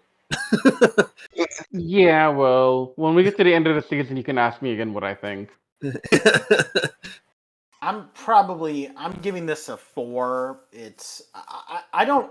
The thing is, I don't hate any of these episodes to give it like a 2 or a 3, but it's still poor in my opinion. I'm giving it a 4. Yeah, I'm gonna give this a 4, and I'm gonna guess Patrick's giving this like a 2.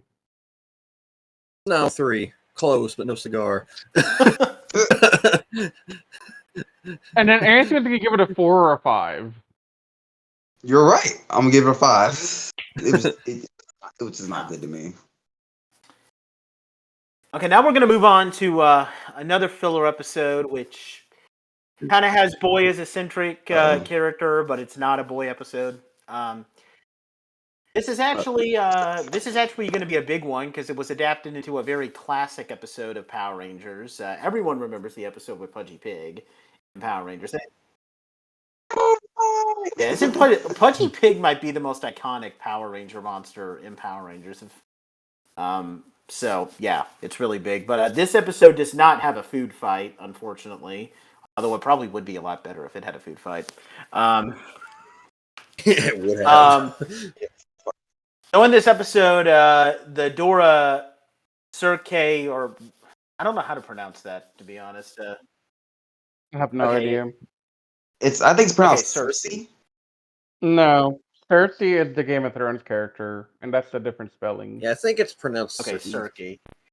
Yeah, I'm gonna go Cersei. He's a pig monster, and he's going around eating, all the food in the world, just like Pudgy Pig, because Dora, because Bondora, what was her motivation for this again? Like, she hasn't, like, she feels...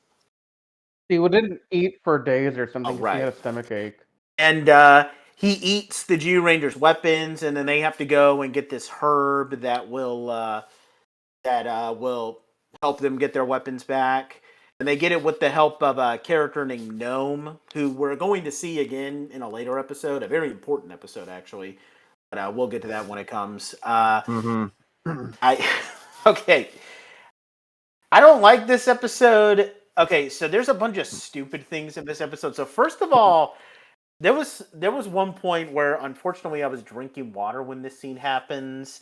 I accidentally spat it out. There's a point where the child of the day, Mamoru, is like, he's feeling hungry and he sits on this park bench, and instead of just showing Boy walk up to him naturally, no, let's have Boy do like a bunch of backflips randomly right out of nowhere and just show.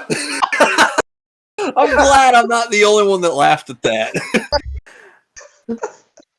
Why was I drinking water at that scene? I almost spat it out. That was... This is how I go on walks.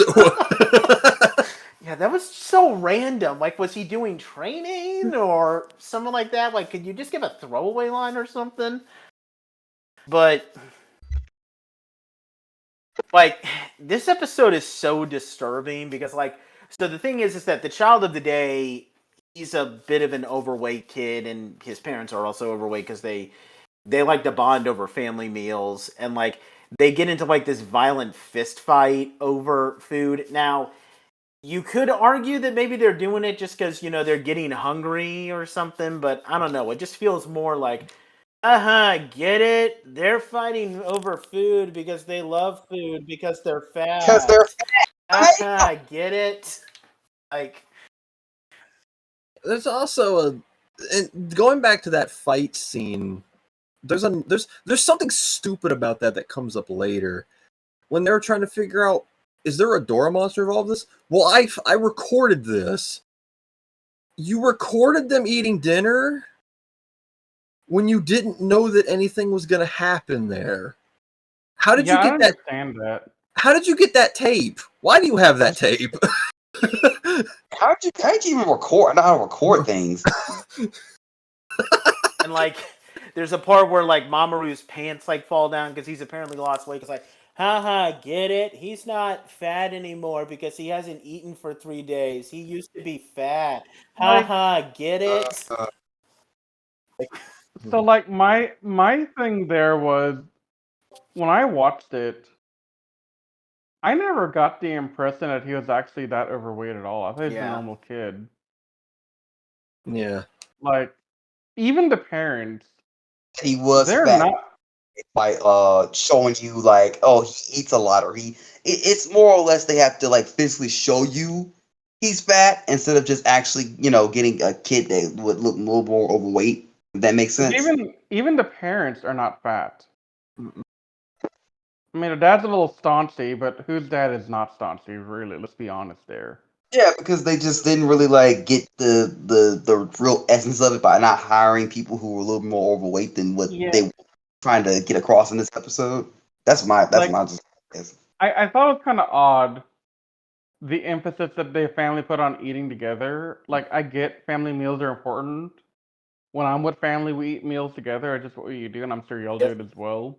Yep. But yeah, it just felt a little extra forced. But I don't know if I'll go to the extremes of saying this is fat shaming or something, because I don't know if necessarily that was the thing they were doing here. I guess. if they were, they were doing a poor job of it because it's just if they were fat shaming, they did a really bad job of telling me they're fat shaming. I think they're just I think the Japanese has a different set of humor when it comes to like overeating than we do. Mhm. And I think that might be something that we're seeing here. I don't know. Because I do know that the Japanese humor can be a little bit different than ours. Yeah. Not that there's anything wrong with how Nate's feeling about this episode because Yeah. Oh no, I'm not discounting anything you're saying, Nate. I'm just saying, me being a fellow fat person, I don't look at this episode and get instantly annoyed about it, but I definitely see why you do because I do see Yeah. what you're seeing. Well, It well, just it didn't hit me wasn't. the I same mean, way, I think I'm the bigger problem I have. So here's the funny thing. Like I said earlier, I'm watching Five Man right now. Funnily enough, after I watched this episode, there's actually an episode of Five Man that that has almost the exact same plot, but I feel like it's funny because people don't like Five Man, but that episode handles it so much better. Like it shows like the effects that people are having when they get hungry, like in the fighting and fist fighting that they go through feels so much more natural. And the funny thing is that they actually do a much better job at like explaining how the food is disappearing because like the monster's moving too fast for people to notice. But there's this kid who's obsessed with taking pictures and he manages to get a photo of the monster. So yeah, I've seen That this sounds episode done a lot better. better in Five Man, believe it or not. you know where I thought Power done Rangers.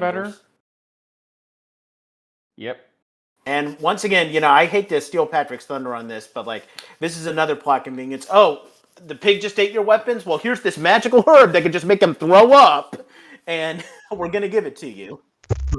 Yeah, it's also how they got that herb was stupid. Oh, you're gonna have to earn it. Okay, what kind of crazy trick? You have to eat all this stuff.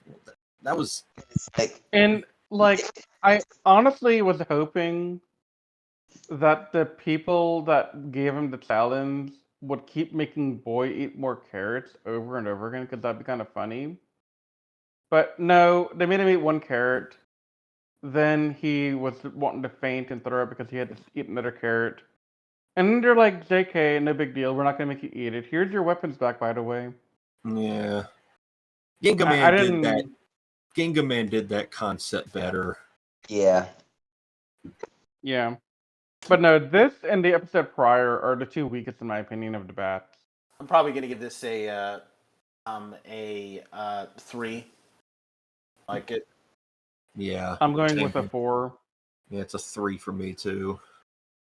It's definitely gonna be a 3 for me as well.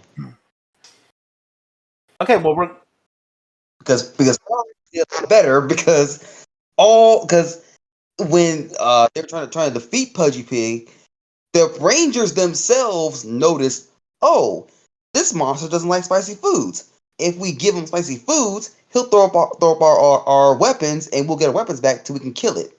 yeah, that worked a lot better. That's genius.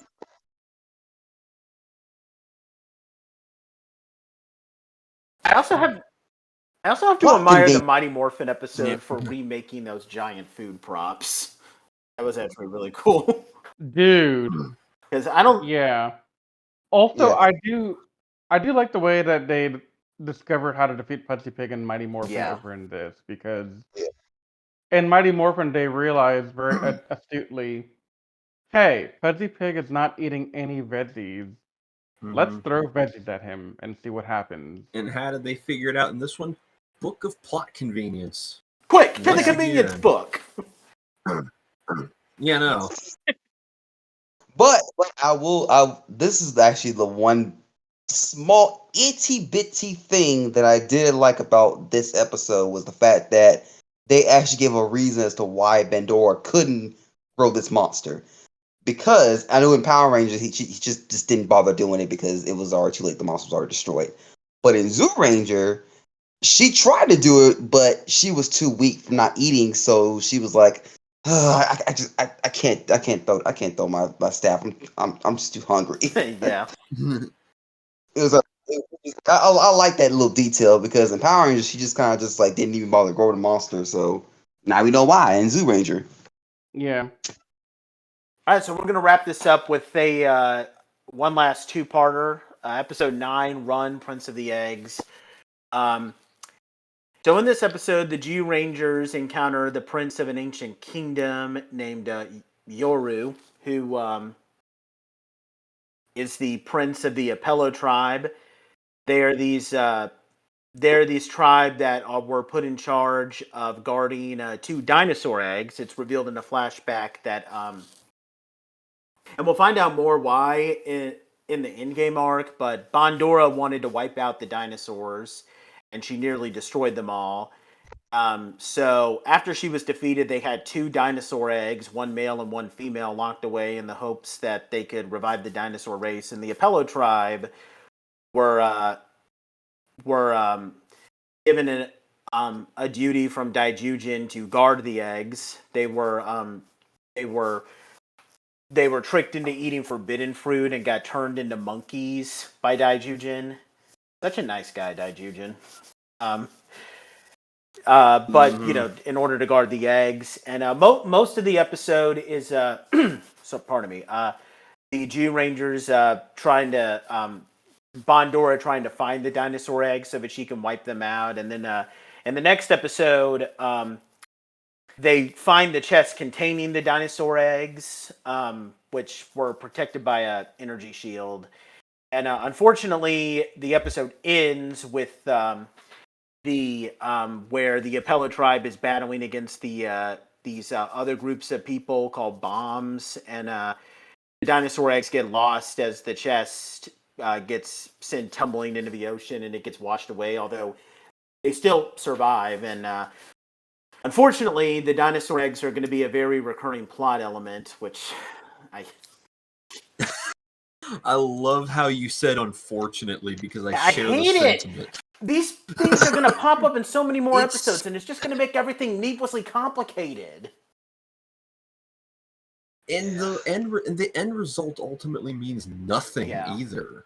So, you know, I was kind of hoping that these eggs would result in Titanics and Dragon Zord. Oh no, that would be clever writing.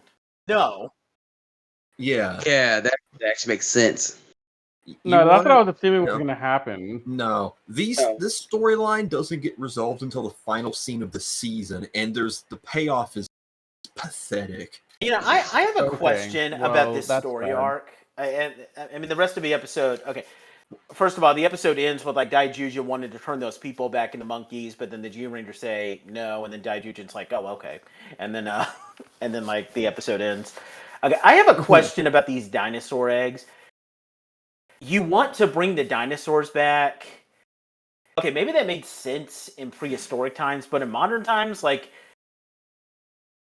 are you aware that there's probably going to be some problems with a bunch of giant man-eating reptiles roaming around the world? Why do you want to keep these things around these days? Can I remind the Zyurangers and the island people of a little movie I like to call Jurassic Park? Yeah. Why do you want to bring dinosaurs back? I don't. Yeah. Like, I thought this was going to lead to Titanic or something later on. That's what I was expecting. So I was like, okay, this is going to be fine. No big deal. Sorry to give you that spoiler, but no. Yeah, I know. Y'all spoiling me. I hate y'all. Honestly, the whole plot surrounding the eggs being brought to this island doesn't really make any sense either. So, why? They said that they sent the eggs into the ocean after Daijujin sealed Bandora away and the Zyurangers were put into hibernation, right? That's what they said. Yeah. So the eggs ended up on the island. But then Bandora came and attacked the island? How did she know that the eggs were there? She was sealed. No, that's I'm asking. Is that your question?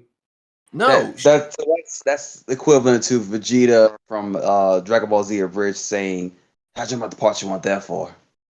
Well, I mean, did they get the eggs and then they had the eggs for that whole time period until she got freed recently, or was that a plot hole of the writers forgot that she was sealed, and then they attacked her immediately after getting the eggs. I don't understand. There's like missing details here. Yeah, I can see that. Make that poor head. So I was watching them explain this plot, and I'm like, something doesn't make sense here.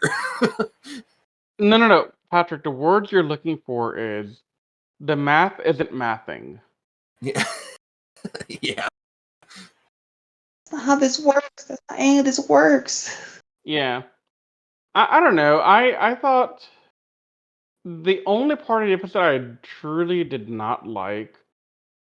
So, like I was telling these guys before we started recording, I wasn't expecting to see the rad bug Oh yeah, in that's this right. Sentai period.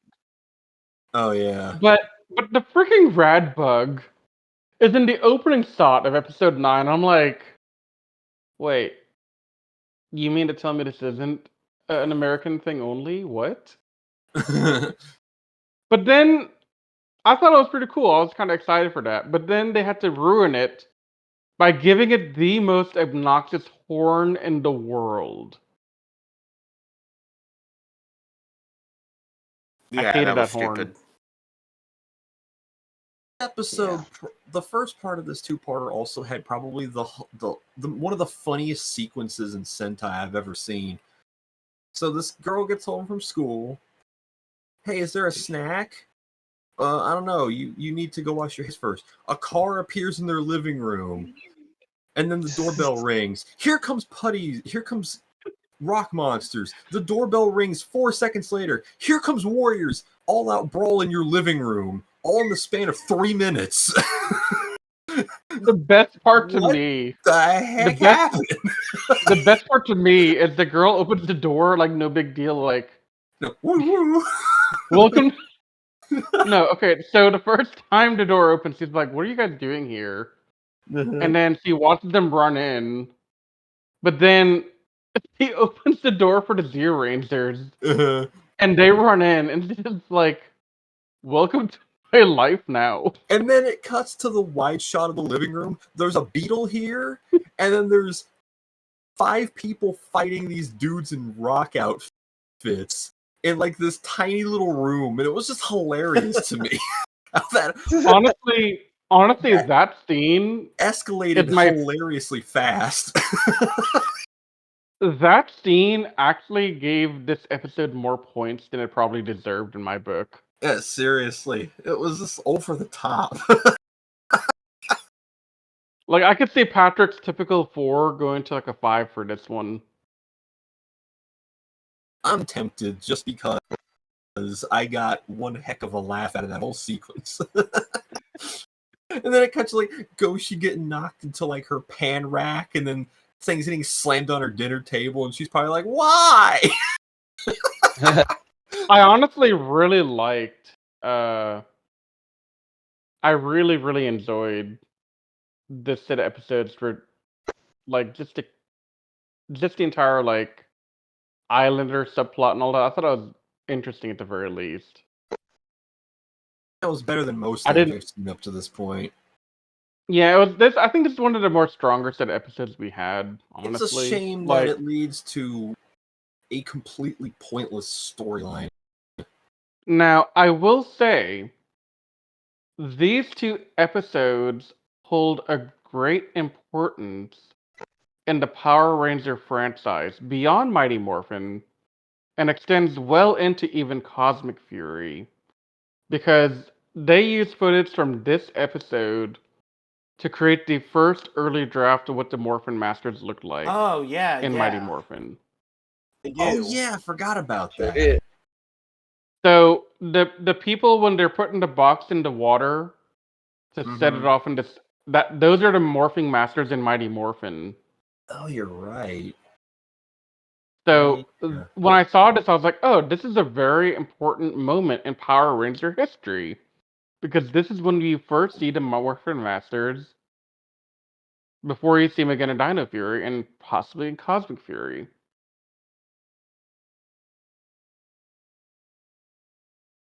What do we want to give this episode?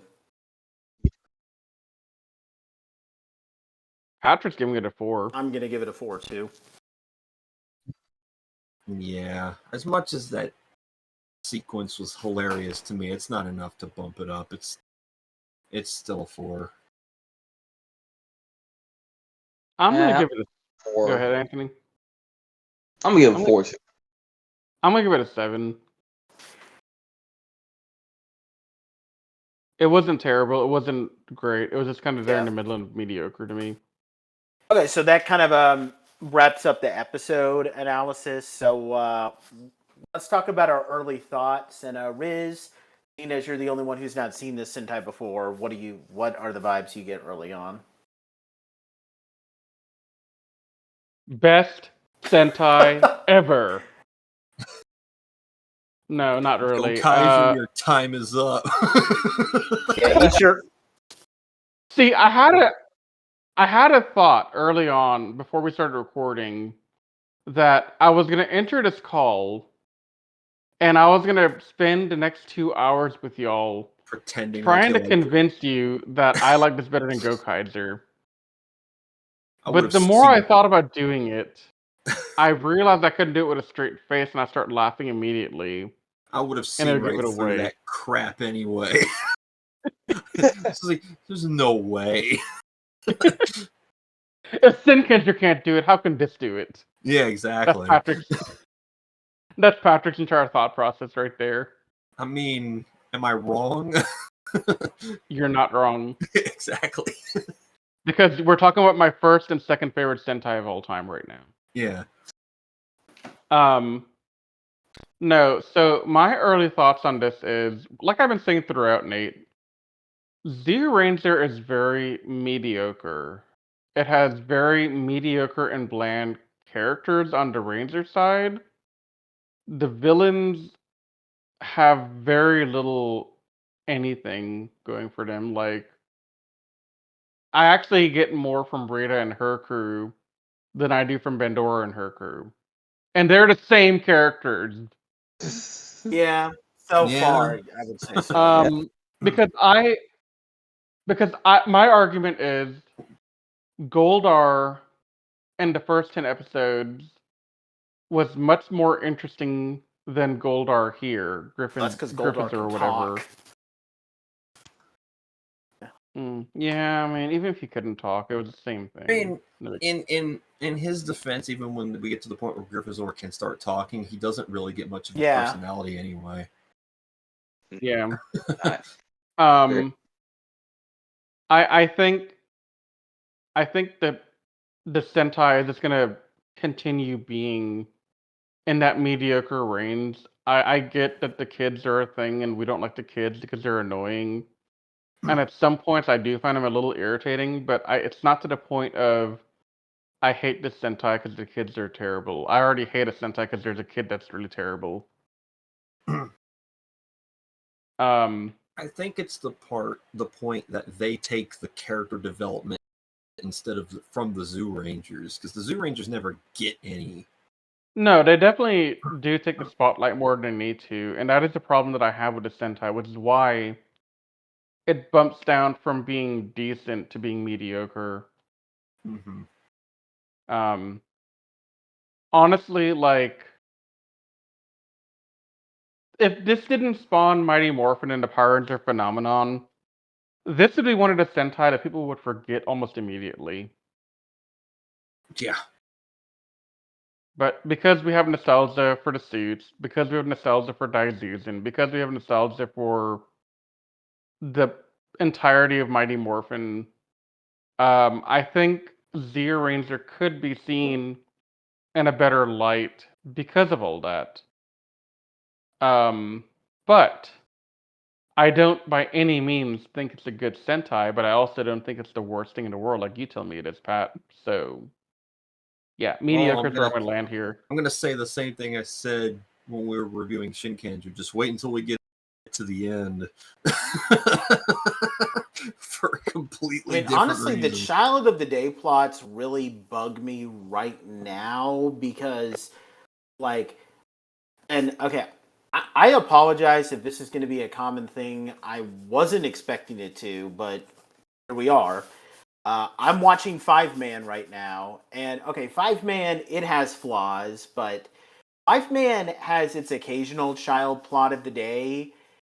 But here's the reason why it works in 5-Man. In 5-Man, they're all teachers at an elementary school. So it Oh works for yeah, that them to makes like sense. be close to children and wanting to help them.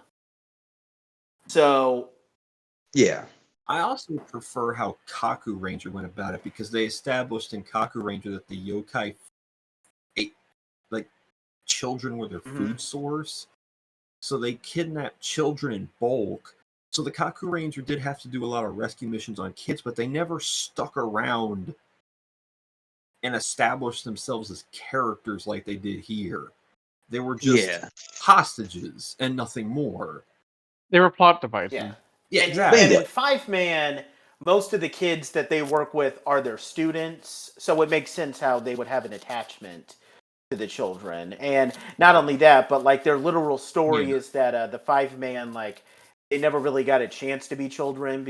Okay, kind of a spoiler there, but like they lost their parent. They're all siblings in 5-Man, and they lost their parents when they were young, so they never really got a chance to be children. So they kind of want to help children out. So the character development isn't perfect. I actually probably will end up liking 5-Man a little bit more than some other people do, but yeah, I think that I don't know. Maybe it's just the fact that I'm watching this Sentai at the same time I'm watching 5-Man that I'm kind of starting to maybe appreciate how they're doing it, because like the Children of the Day plots just do not work in this Sentai. They just bog everything down.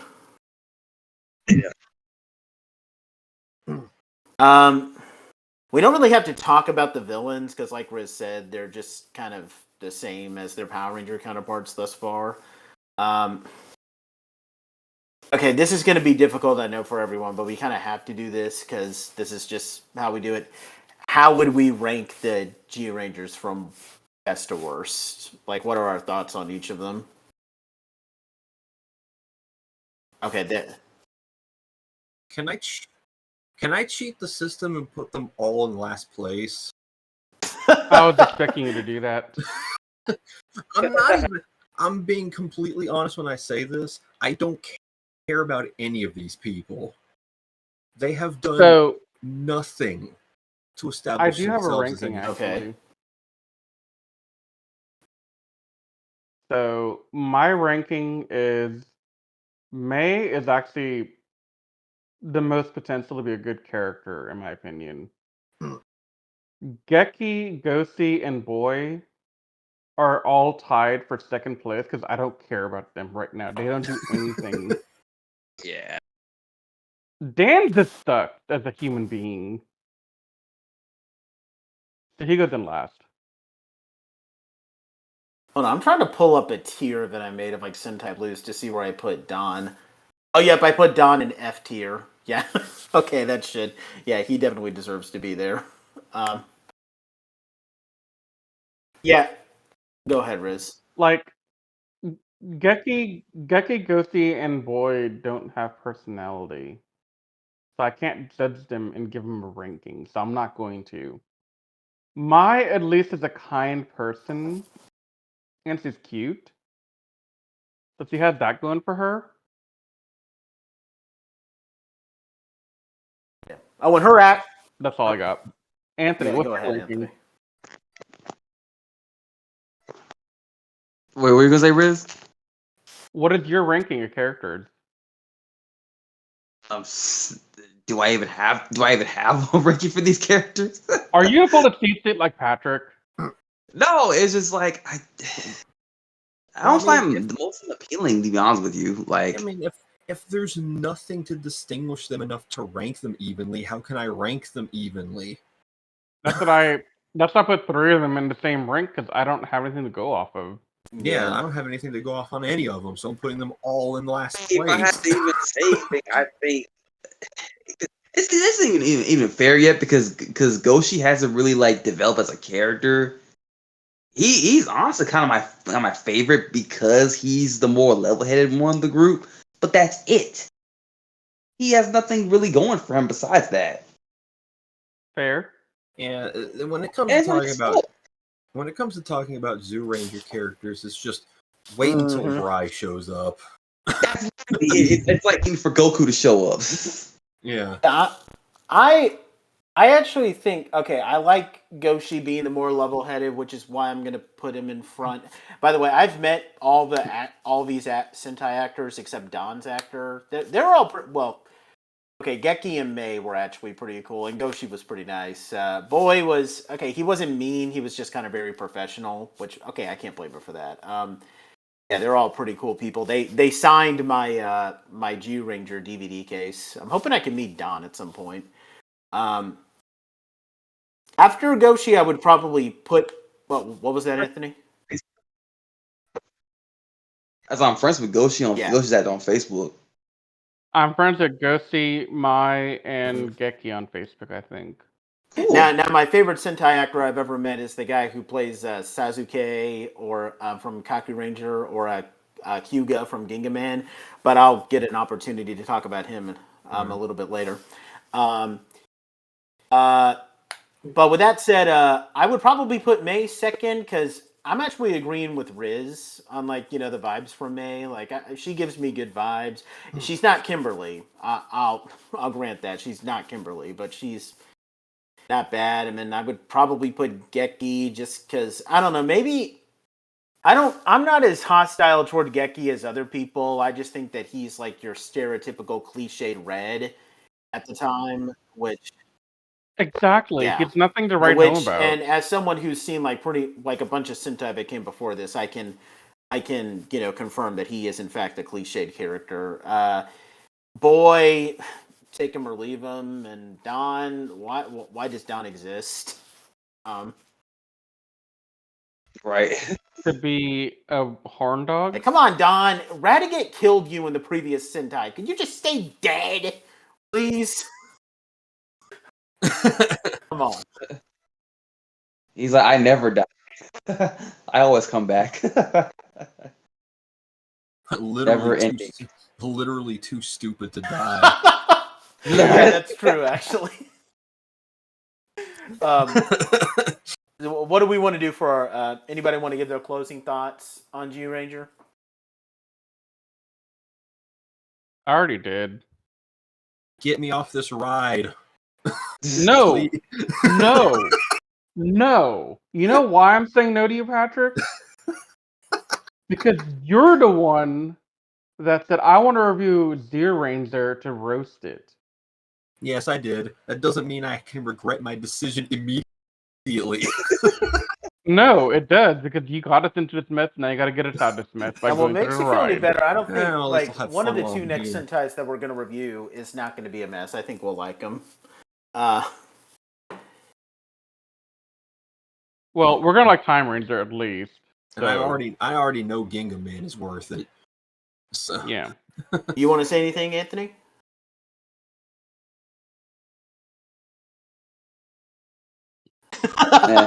It's meh. Okay. All right. Well, in that case, that wraps up our first Zyuranger review. Which, yeah, it's weird. I don't know. This is my third time. This is my second time watching it, and the thing is, like when I was originally watching it, I really liked it, but that was mostly because I was a teenager who got suckered in by all the aesthetics. Which I mean, I don't think I could blame my teenage self for that. But yeah, it's definitely not aged well. But with that said, guys, so just a brief announcement for our next couple of Zyurangers. We're going to be doing a shorter podcast next time. We're going to be looking at 11 through 16. The reason why we're not going to be reviewing more is because after that, we are going to be taking a look at 17 through 22, which is a very special story arc, not just for Zyuranger, but it's also a big landmark in Super Sentai history. If you've seen Mighty Morphin Power Rangers, then you know exactly what we're talking about. The debut of Burai, the Dragon Ranger. And we'll talk about how we'll lay out the Zyuranger review after that when that time comes. But with that said, we thank you guys so much for taking the time to listen to us, whether on YouTube or Spotify. We love you all, you guys. And also our viewers, our listeners on iTunes. We love you guys too. If you are watching this on YouTube, please subscribe to the channel if you're not already subscribed, and leave comments down below. Especially if you guys like Zyuranger, please just explain to us why, and we'll give you a shout out. But with that said, we are the Toku Secrets Podcast. We thank you guys so much for taking the time to listen to us, and we will see you guys next time when we take a look at Zyuranger 11 through 16. But until that time, we will see you guys later. Stay safe, and we love you guys.